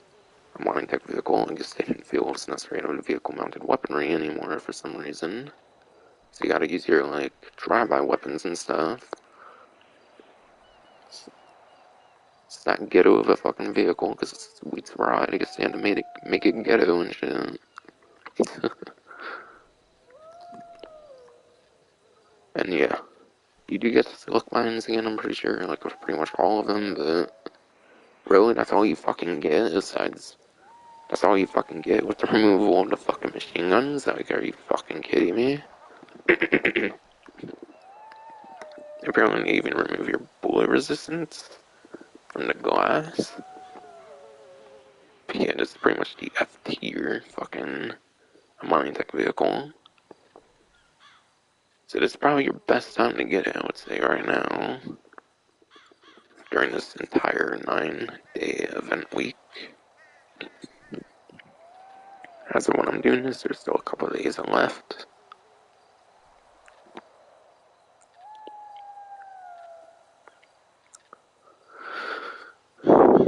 And yeah, next free discounts will be your, like, contract DLC weapons. So any weapon from the contract DLC is basically on a 40% off discount. That'll be the compact EMP launcher. But yeah, again, ammo glitches. I'm out of fucking ammo, because I want fucking ammo glitches in this game. But yeah, compact EMP launcher has an electromagnetic pulse like grenade digits. Peace is healthier than war. Good luck hitting anything with it though, because it's a fucking grenade. It's not a mine and it shoots on it, so that stays on the ground. But yeah, good luck hitting fucking anything with a fucking grenade. Especially like a fine fucking Presser Mark II and shit. You're not gonna be hitting that with a fucking grenade, most definitely not. So you're pretty much only gonna be very good with like big targets when it comes to this thing. And yeah, it's pretty much going to be like a land vehicle most likely as well. So it's very limited in its usage. Like, it sounds good on paper, but execution is really poor. So you're probably not going to be getting much of any use out of this. You can drive by with it on a motorcycle too, which is nice. So at least you can use it on a motorcycle pretty effectively. So that's something. You can at least use it on a motorcycle, which gives it a bit more utility. I think you can even use it on like a boat. I think boats how I use it, like the grenade launcher stuff and whatnot as well. Like the compact ones. This is Lost MC territory, bitch! Fuck off!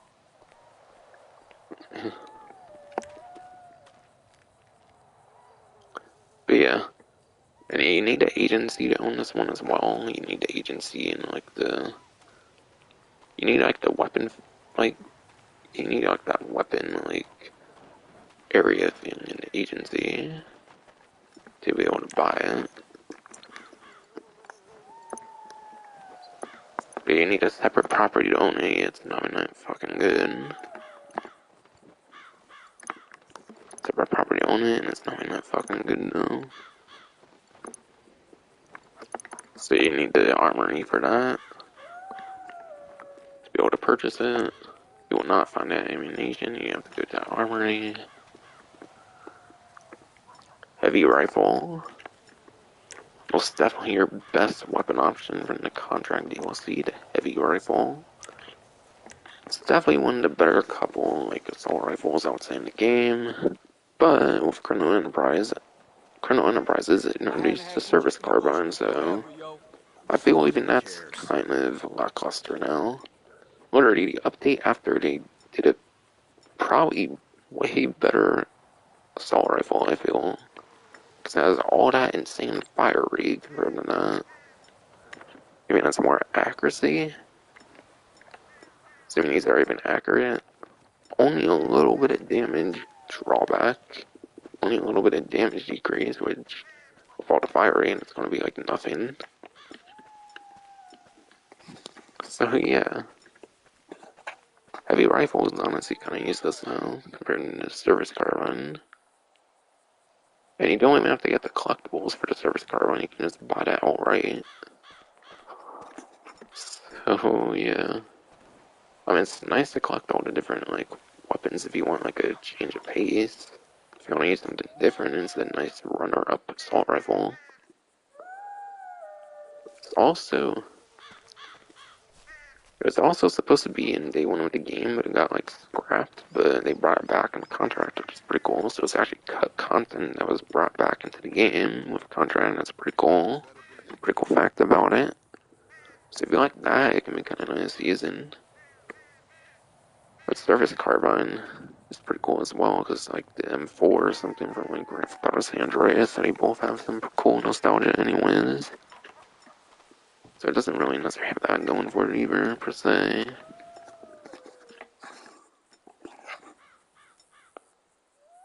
But, okay. Apparently the Service Carbine does not have a scope. I don't think it has a scope. Because I'm pretty sure I did not forget the scope or anything, obviously. Just must have not had one.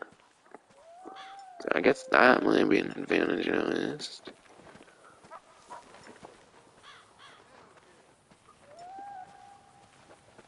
Okay, what else does this possibly not have? Flashlight suppressor, yeah. Grip.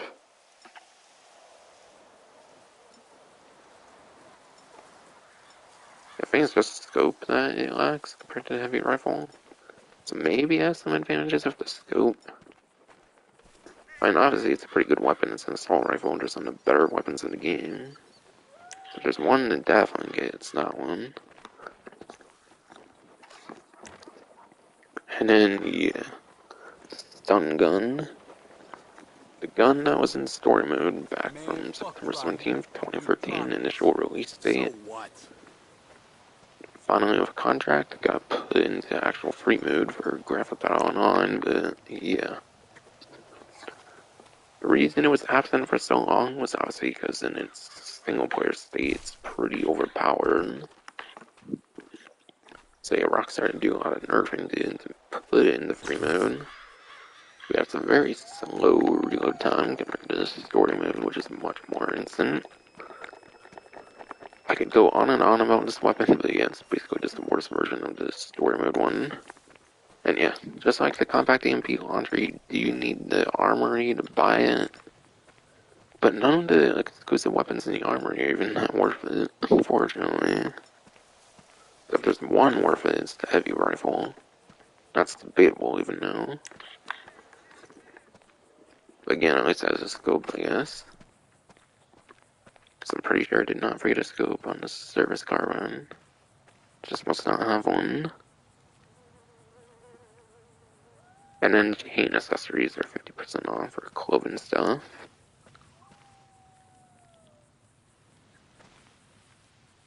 And then now I'll be going into the rest of these Black Friday discounts. And again, these were available starting November 25th. And will be available till the end of the 28th. Maybe even very early on the 29th. For like the first couple hours. Pacific Standard Time at least. But either way, only like a day or so left on it. That's why I'm doing this.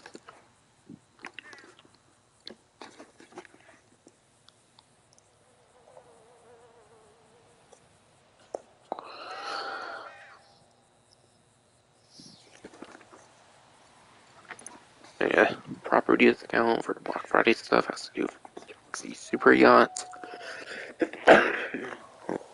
Oh god, this thing is gonna do it.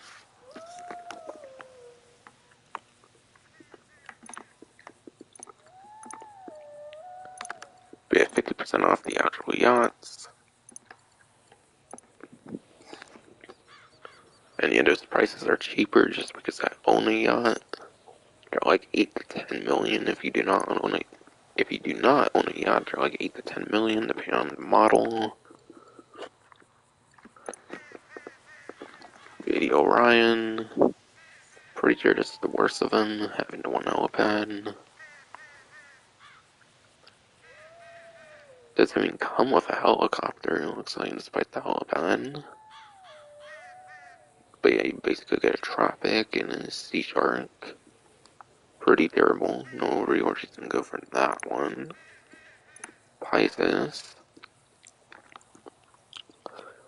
That one has the 2 helipads. Hot Tub. Buckingham Swift. So you get a Swift of it. That's actually a pretty speedy helicopter.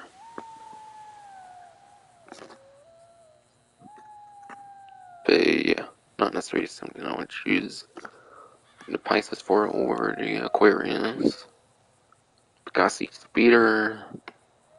It's actually a quicker like speedboat than you actually get with the Aquarius. If you could even call that one much of a speedboat even. So it actually has a speedboat with it, kind of the only one with an actual full-on speedboat. Nagasaki Dinghy. And then Paris Speedos Foul Sea Sharks. And finally the Aquarius. For its helicopter is the Super Fluido Carbon.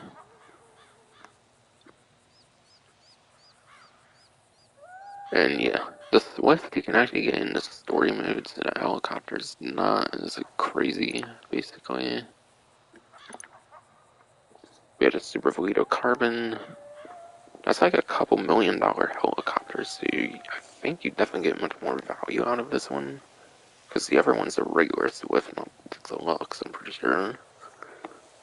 Dinghy. Instead of the Speeder, you get the Toro.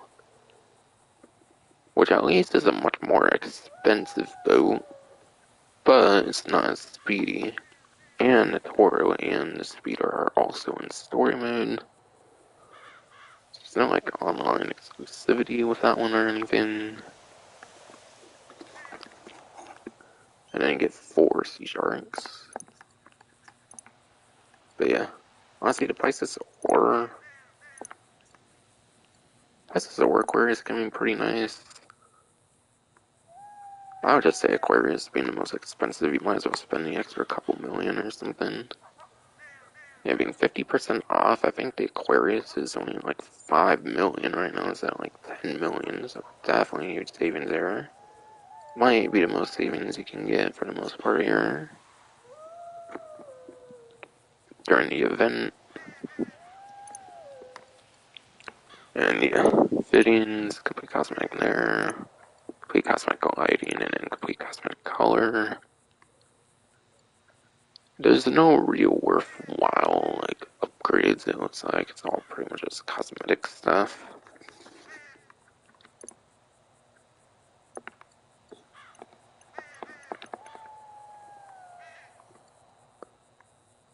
So the renovation part, not really too huge, but especially the actual property itself is pretty nice.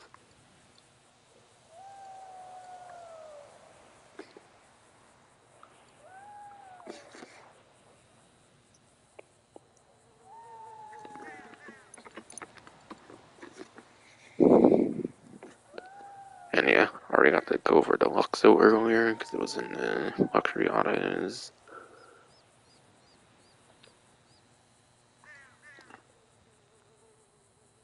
Okay, I'm seeing elitist and worst stock so far.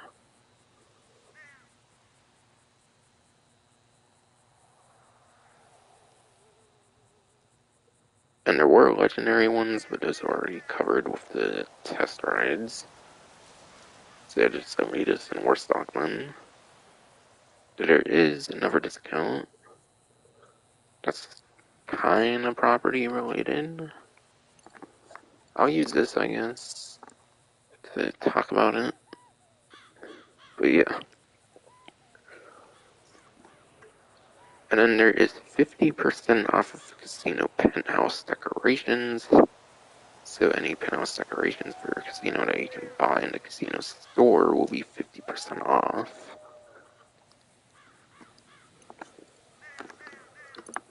So now to the latest and worst stock for the remaining Black Friday discounts that go until the end of the 28th, maybe very early 29th, depending on your time zones and stuff.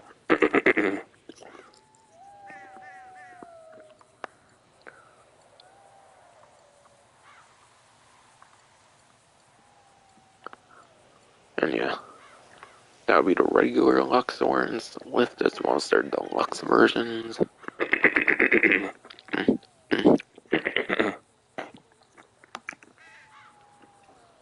Get regular Luxor Swift and their deluxe versions. Okay, I'll start off with the Swift because the regular Swift is here with the Swift Deluxe. But yeah, Swift instead of being like 1.5, 1.6 million is like 900,000, not 60,000.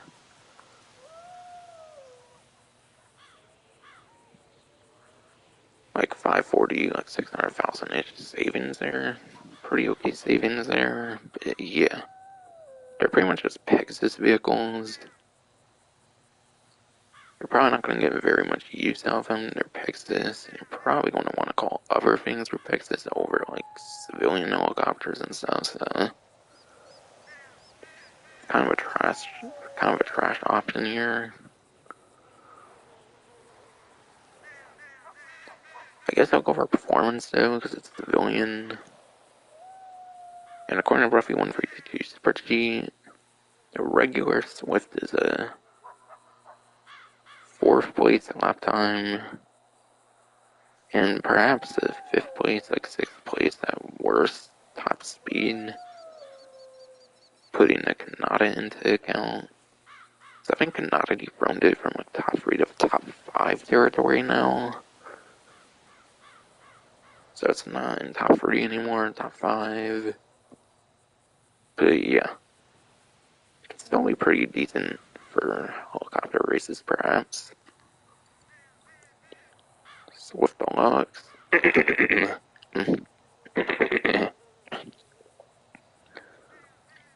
And yes, Swift Deluxe.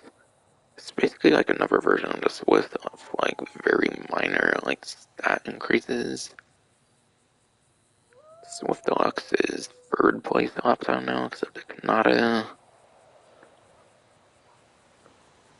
It's a 3rd place lap time. And I imagine still a third place top speed as well. So it's probably third place lap time and top speed now due to the Kanata, which I think is the new #1 lap time helicopter, if I recall. For the one that introduced in the latest update.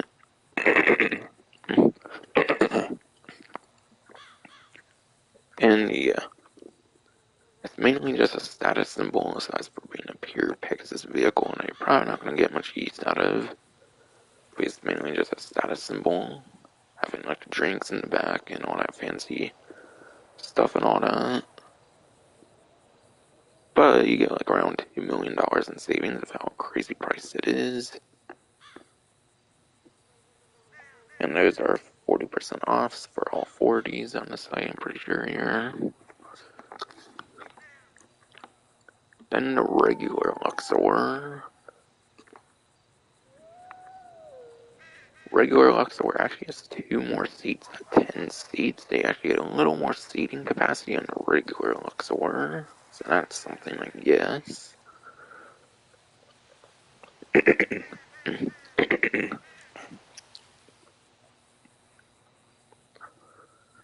And yeah, Luxor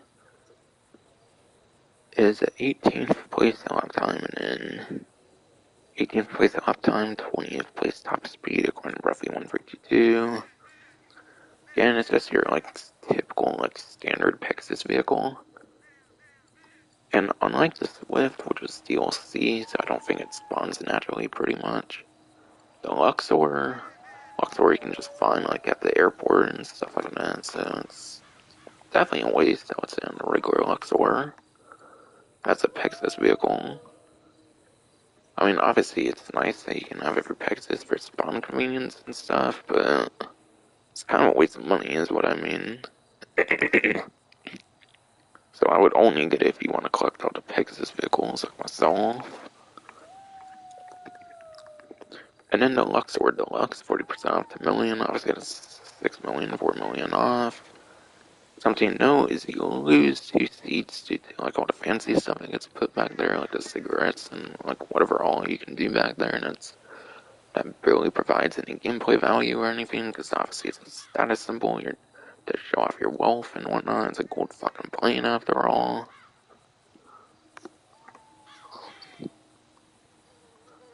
But yeah.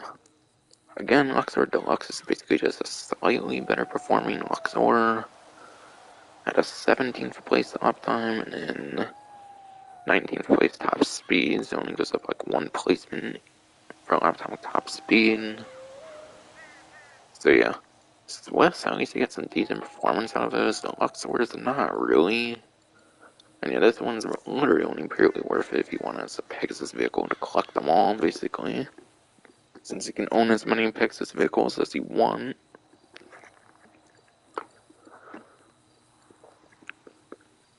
And yeah, this will definitely be some of the best savings you ever get on this vehicle, so now is definitely a time to get this.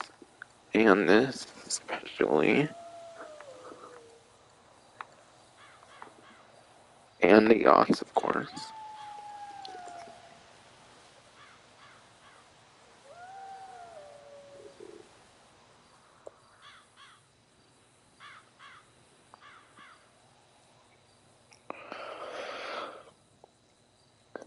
And then it looks like there's 7 more stock discounts to cover here for the Black Friday sales that end on November 28th. Again, maybe very early November 29th, at least Pacific Standard Time.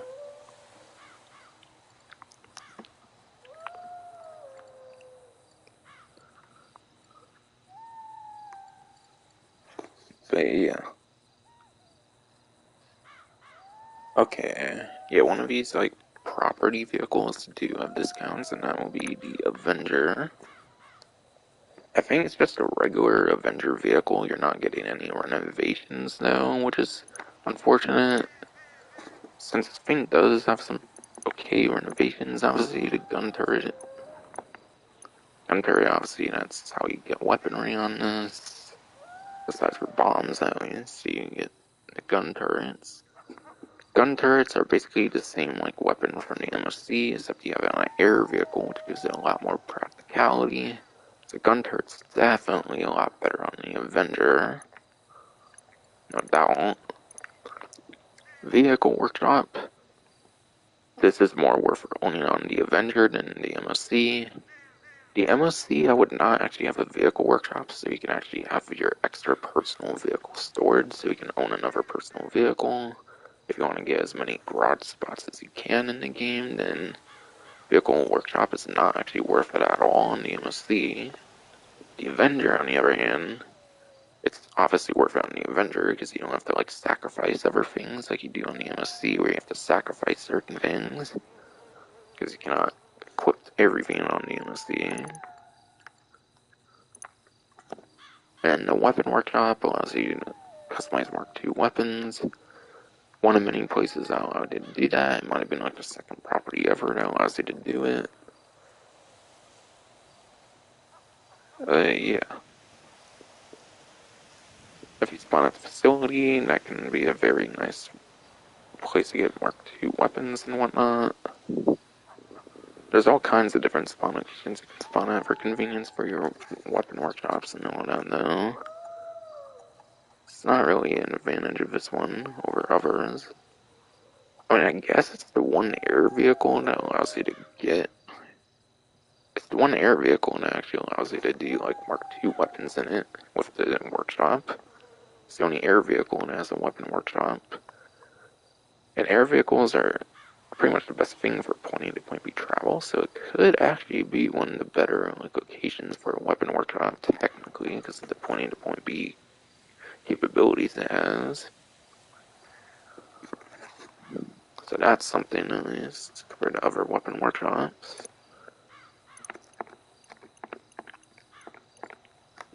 But yeah. It's only the actual Avenger itself on discount, so if you already own the Avenger, you're not getting any discounts, just 50% off the stock Avenger. And yeah. The Avenger, let me actually go to the screen of all of them here. Avenger is actually the least worthwhile property vehicle here. MOC at least has the mobile operations that only the MOC can do. Mobile operations are like those like contact missions that you have to do in the MOC, where you actually unlock those like gun running trade prices for some of the like gun running vehicles. So it does have its own money making. Terabyte has the client jobs for its own money making. Client jobs are actually pretty decent still for like a quick money maker, surpassing VIP work by a little bit. So that's some pretty quick money making with the client jobs, especially the ones that require a drone station. If as long as you don't actually use the drones, those are kind of your best two options. Where you go to like Life Invader and Evangelico. There's one with like the 6 different like banks and stuff you have to look at. That's pretty good for a con job too. I don't like the one where you have to like hack like certain vehicles or something. I think that's one that's pretty bad. And then there's ones where you have to have like other people with you as associates, but I think you have to like split the money. But yeah, half of those client jobs are pretty decent money makers. And then you can also do business stuff inside of your Terabyte as well. It actually allows you to source stuff from it. Might not be as useful anymore since they added the ability to go in invite-only lobbies from like the actual game itself, not from the creator. So you can actually do invite-only from the actual game itself, not the creator, which makes going to invite-onlys and stuff much quicker. So if you actually have your like preferable spawn location at a given time and you do invite-only, you can just go right back to your property instead. Especially on 9th gen systems with the fast loading, that's very quick. Even on 8th gen, I imagine that can be pretty quick as well. Because going instant invite onlys, which is literally a lobby all by yourself, that should be pretty quick, typically, especially 9th gen, where it's like no time at all. But yeah, it is pretty worth.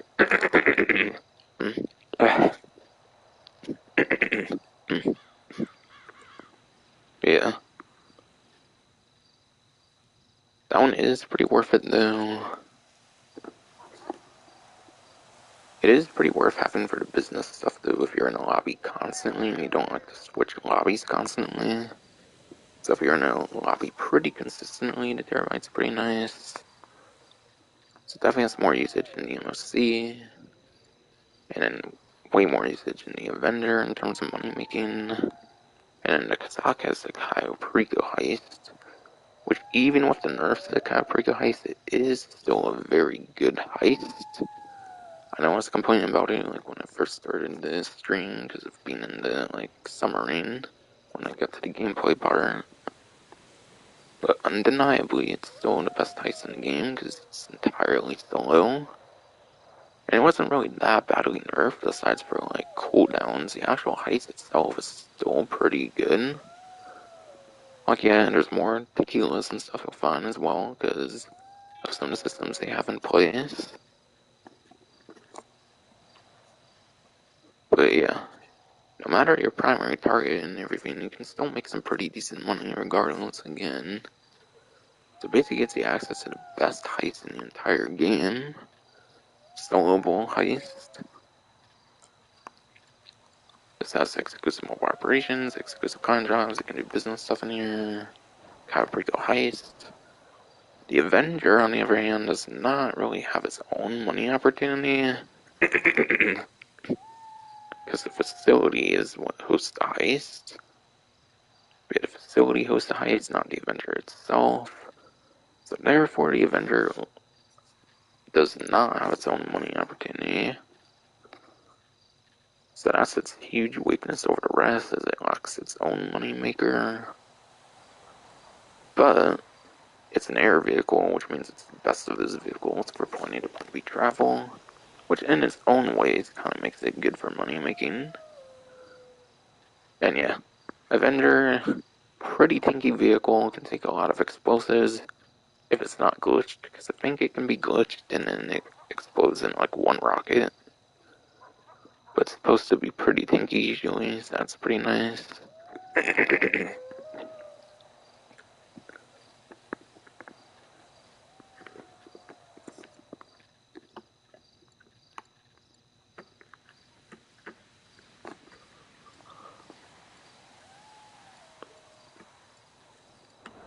And then, yeah, going to some more sales here.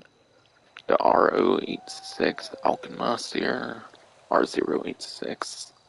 No, RO86 Alcanos. I'm pretty sure that's it. For the same. But yeah. 50% off instead of like 3.2 on a trade price. It's like 1.6 on a trade price. It says 2 seats on it, but I forget if it even is actually 2 seats. Honestly, it probably is 2 seats, but it just doesn't feel that way looking at it. But yeah. It's a very huge point in the game, which means you're gonna get hit pretty easily by like something like an explosive sniper, so that's a huge weakness.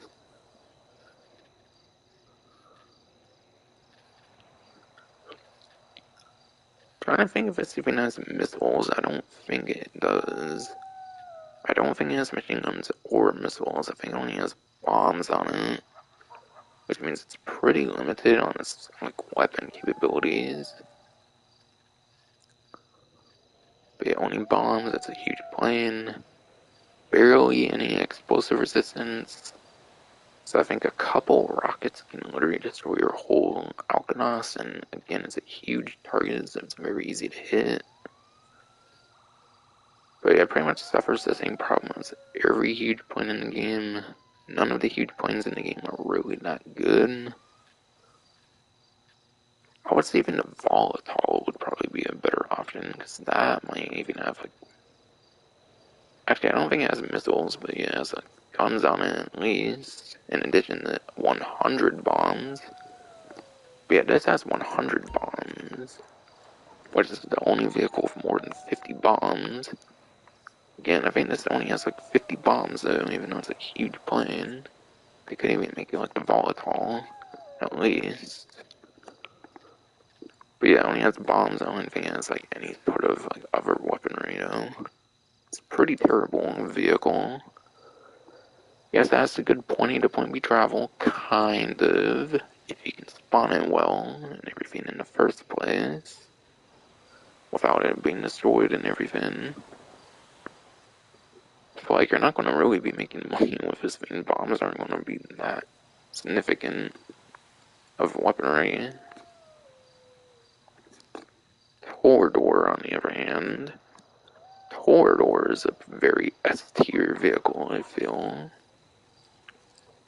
Very S tier grinding vehicle in the game. Has machine guns, pretty decent machine guns. The Stromberg machine guns were already pretty good, and it's basically the same machine guns as the Stromberg. Space Stromberg is known apparently to have some pretty good machine guns. Has homing missiles. They're better than standard tracking, but they're not like the best tracking. They're like the next best tracking missiles. They're like second best tracking missiles, I would say. So not as good as like something like the Deluxo, as I mentioned earlier. But I'm pretty sure it's the only land vehicle that has unlimited homing missiles. Yes, that's right, it actually has unlimited homing missiles, apparently. Which is very unique. No other land vehicle has that. Only air vehicles typically have unlimited homing missiles, but it's the one land vehicle that has unlimited homing missiles. Downside though is all this glass here. You're basically a glass cannon in this vehicle, kind of, where you're easily going to get shot out, kind of making it a glass cannon vehicle. So not the greatest for like a player versus player situation. Even in player versus enemy, you can kind of struggle as well, obviously, with all the glass. Pretty sure there's like a sunroof that's not even able to be seen all that well in here as well. You're very exposed in this vehicle, same with everyone else. It is 4-seater though, which is pretty cool, because the Stromberg actually is not 4-seater, and it's only 2-seater. But as you can see, it's way less glass, so you're not going to be shot as bad.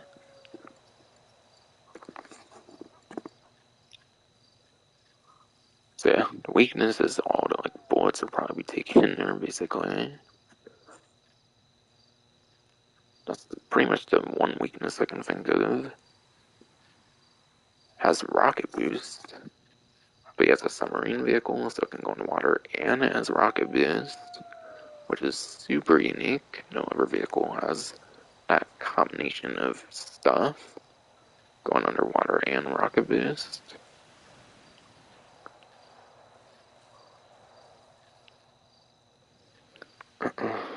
Trying to think of what else.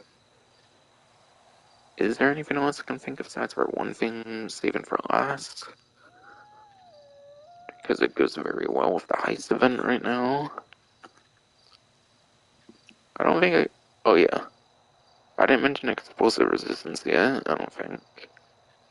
But I think it's pretty much the same explosive resistance as the Stromberg.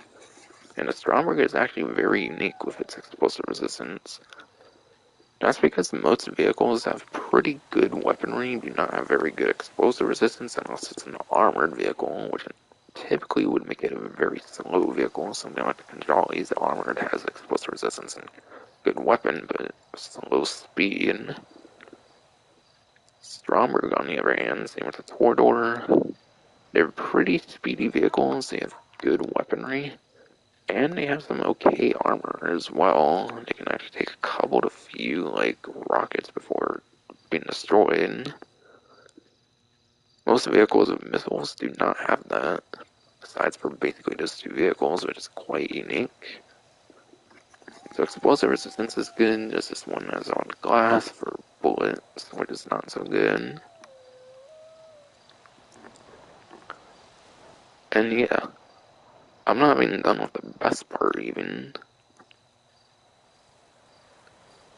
given there's a heist week going on right now where there's all the heists and whatnot, you can actually use the Torador in heist setups and finales as well. Yes, you can actually use it in heist content, which most weaponized vehicles cannot. The only other vehicle I think that can do that is the Vigilante. So only the Vigilante and then the Torador.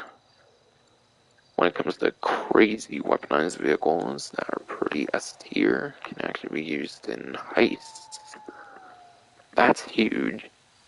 This one even fits 4 players, which is an entire heist squad. Like Vigilante would fit only 2.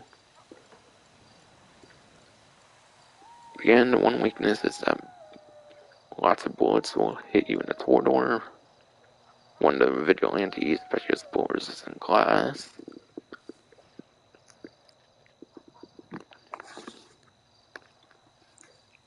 And yeah, does not have as good of missiles as the Vigilante either. Vigilante is like the best missiles, then we have the Luxo. So they both have good uses in the heists, like setups and finales, and will be better in certain circumstances than others. Between those two heisting vehicles. But yeah, this thing has a lot of utility just purely because of the heists going to be used in heist content, which you would not expect from a vehicle like this. Because heists are pretty restrictive usually when it comes to the vehicles you can use.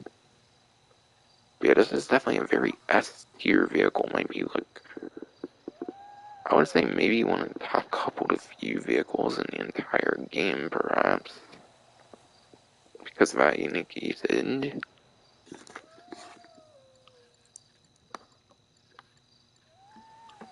So this is a high recommendation here. And yeah, Rocket Boost gives a good point-to-point speed travel as well for a land vehicle.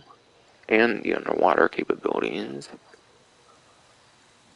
So this thing does point-to-point speed transport pretty efficiently too. I think I pretty much mentioned everything I can think of in the slightest here.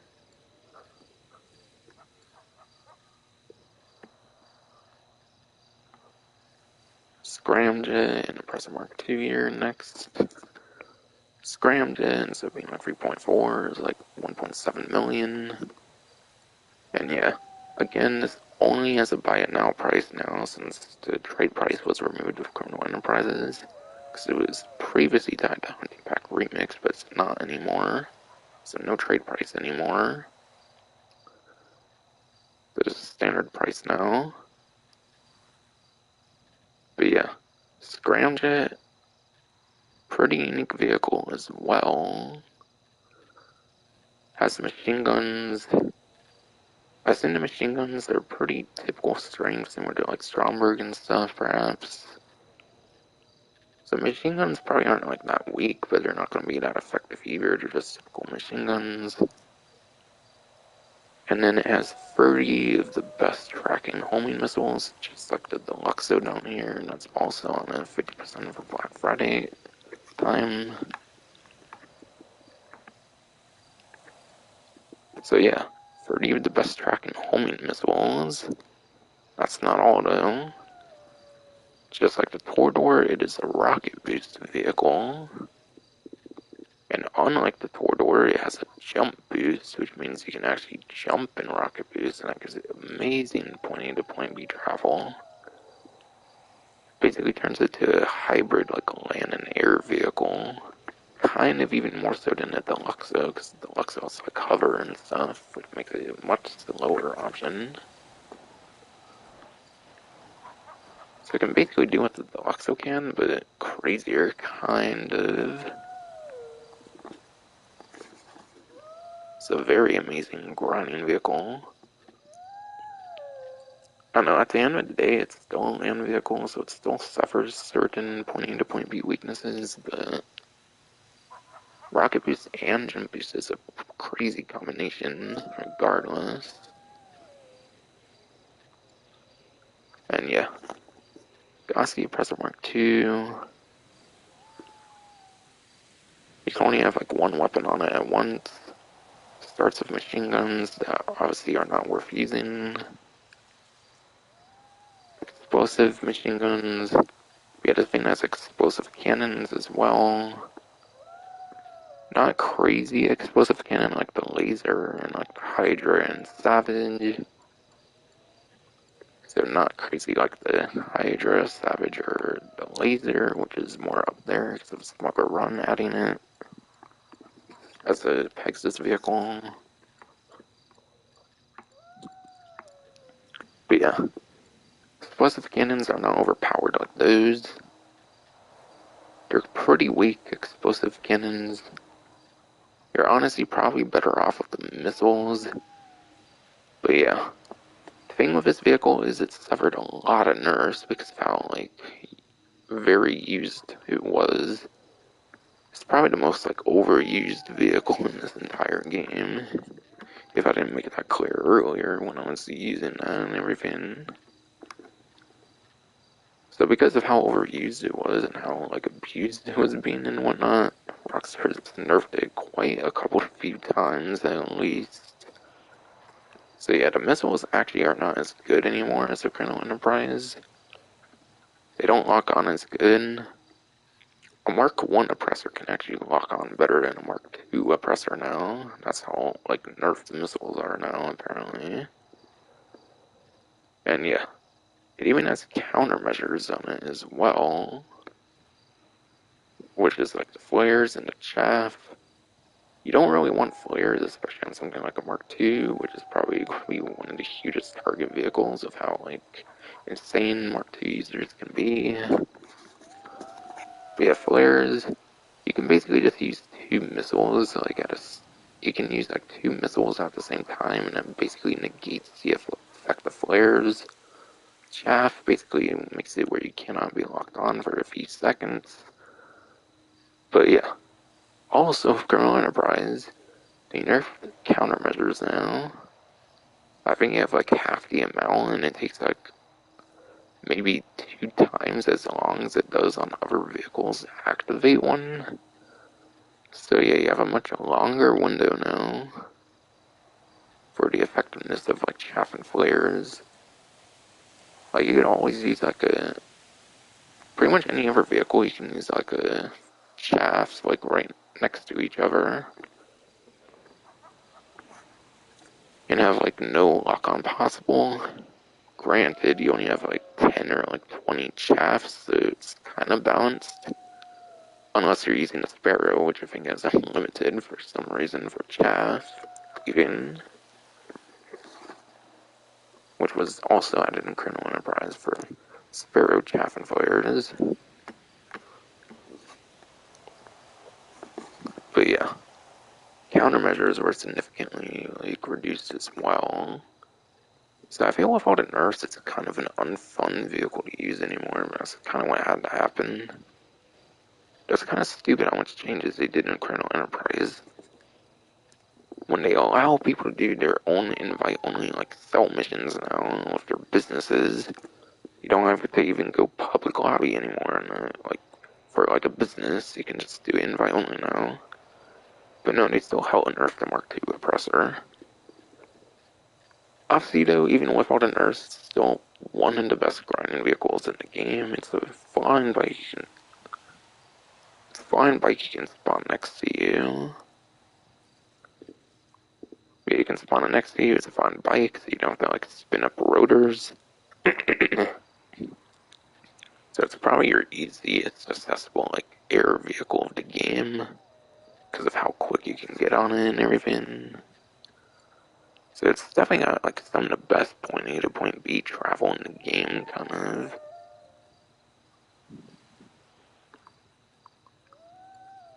But yeah, there's still more advantages than there is disadvantages despite the nerf. I think I pretty much mentioned as much as need be, and honestly. So I'll move on. Luxo was already covered again. Chernobog. Chernobog is at like 2,490, 1,245,000 on a trade price. And yeah, Chernobog is not that great. You're probably barely ever, if at all, really want to be using this, to be honest. It's a very slow vehicle. No explosive resistance, so one rocket or anything, you're pretty much dead.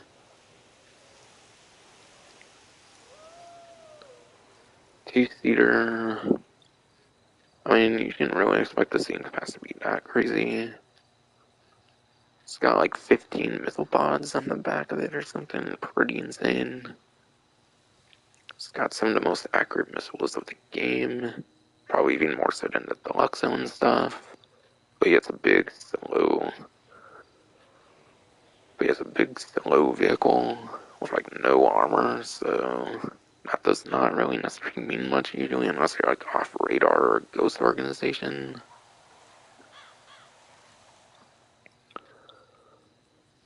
And yeah, it's probably never going to be all that useful for like, it's probably not going to really ever be useful for something like VIP work or any crazy money opportunity or anything.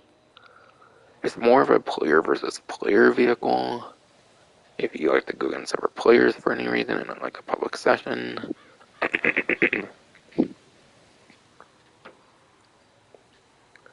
But aside from missiles, one of the most unique things it has is if you run into a vehicle, it can explode. Similar to the Rhino tank from day one of the game, if you run into vehicles, it can explode. It's a kind of unique trait only those two, I believe, have.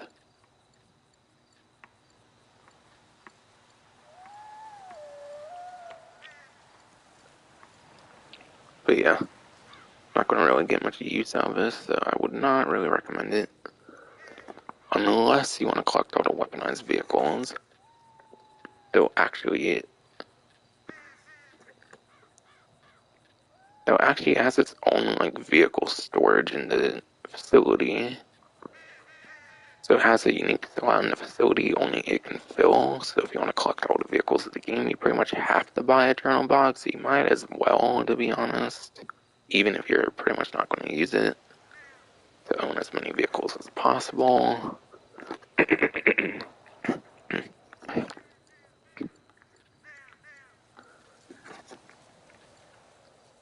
Regular oppressor.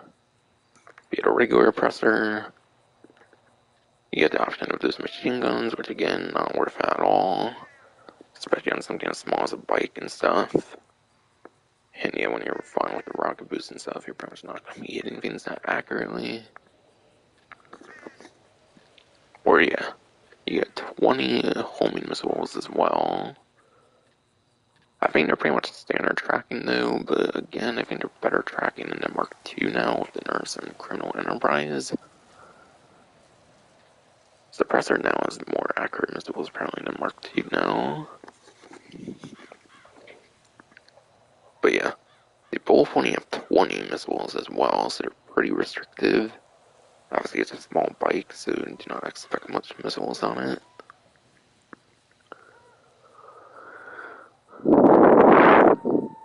Rocket boosting on it is much better because it gets to boost pretty instantly, whereas the Mark II rocket boost, you barely ever get it at all.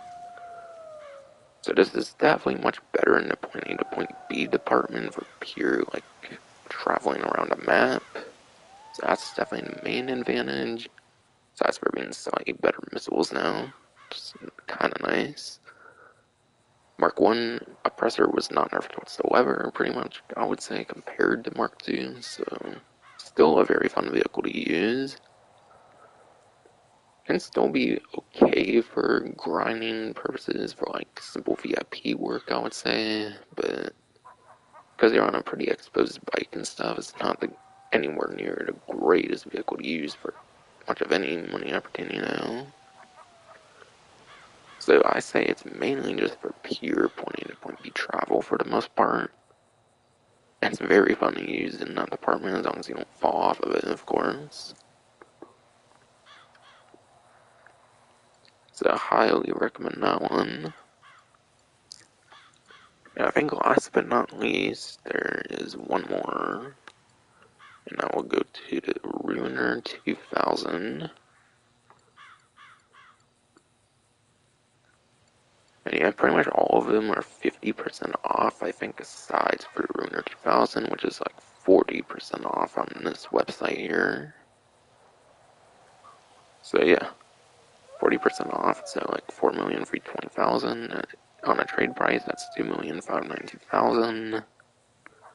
So almost $2 million off, like 1.7, 1.8 million, maybe to be more exact. But yeah, has machine guns on it. Again, the machine guns are not necessarily going to be anywhere near the greatest weapon in the game, obviously. They're just standard machine guns. And then, it was the first vehicle in the entire game that had the most accurate homing missiles in the game. Therefore, being the first vehicle with the most accurate homing missiles, it has its downsides. One, it only has 8 of them. So every time you fire 8, you have to get another one. Unless you do the fully loaded Ruiner 2000 like VIP work, then you get one with unlimited.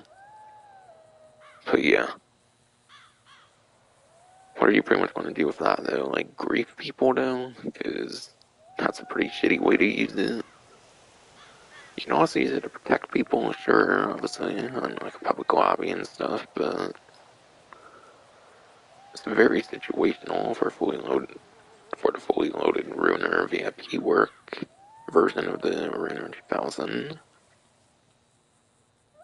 Has a jump boost and a parachute, which is pretty unique.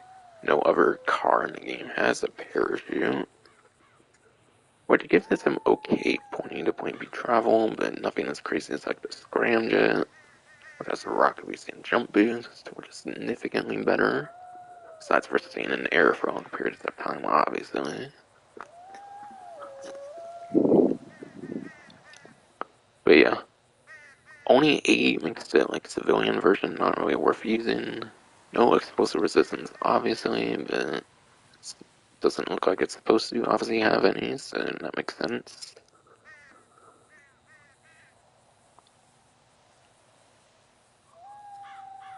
But yeah, pretty unique with the parachute mechanic. And it has its own vehicle storage as well, so if you want to collect all the vehicles in the game, you pretty much have to get one, similar to Chernobog, to fill up all the different vehicle storage of the entire game. And yes, same with the Avenger and whatnot. And yeah, speaking of the VIP work for money making, but yeah, fully loaded, you destroy 10 turreted vehicles, basically using Ruiner 2000. And you get like 20 minutes to do it. I don't know, it's kind of have to be in a pretty huge time crunch unless you go in like another vehicle like a jet or something and you like mark all 10 like locations, then it could kind of go quick. But yeah, it's kind of a pretty slow VIP work. And people only really use it to get access to the unlimited missile Ruiner 2000 with the unlimited missiles for 20 minutes and the VIP work to either grief or maybe be anti-grief and actually help people. And yeah, for money making, I think at most you make like $20,000 on normal money. On like a double money event, that's only like $40,000, so that's terrible. And it has like an hour cooldown and stuff, because obviously if it was any less than that, fully loaded Ruiner would be even crazier. But yeah, not very good at all for money making though. Nor will you actually want to use the Ruiner 2000 for other money making that's not the VIP work.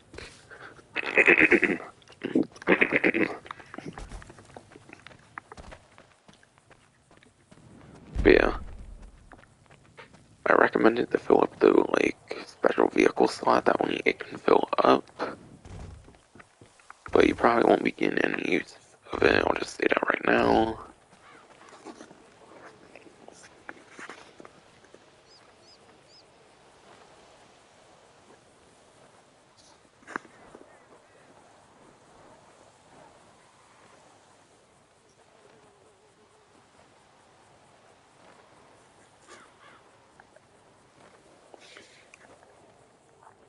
And yeah. And with Black Friday, a lot of discounts to talk about. So it was like a 4-hour stream because of all the discounts, because of Black Friday stuff and all. And yeah, obviously new car to customize, and that takes like an hour for me to go in detail with all the like different modifications and whatnot. Might be the last like major like event though. Any other events might just be like simple like money making like discount stuff though. But yeah, that is finally gonna be it for this stream now. Hope you enjoyed.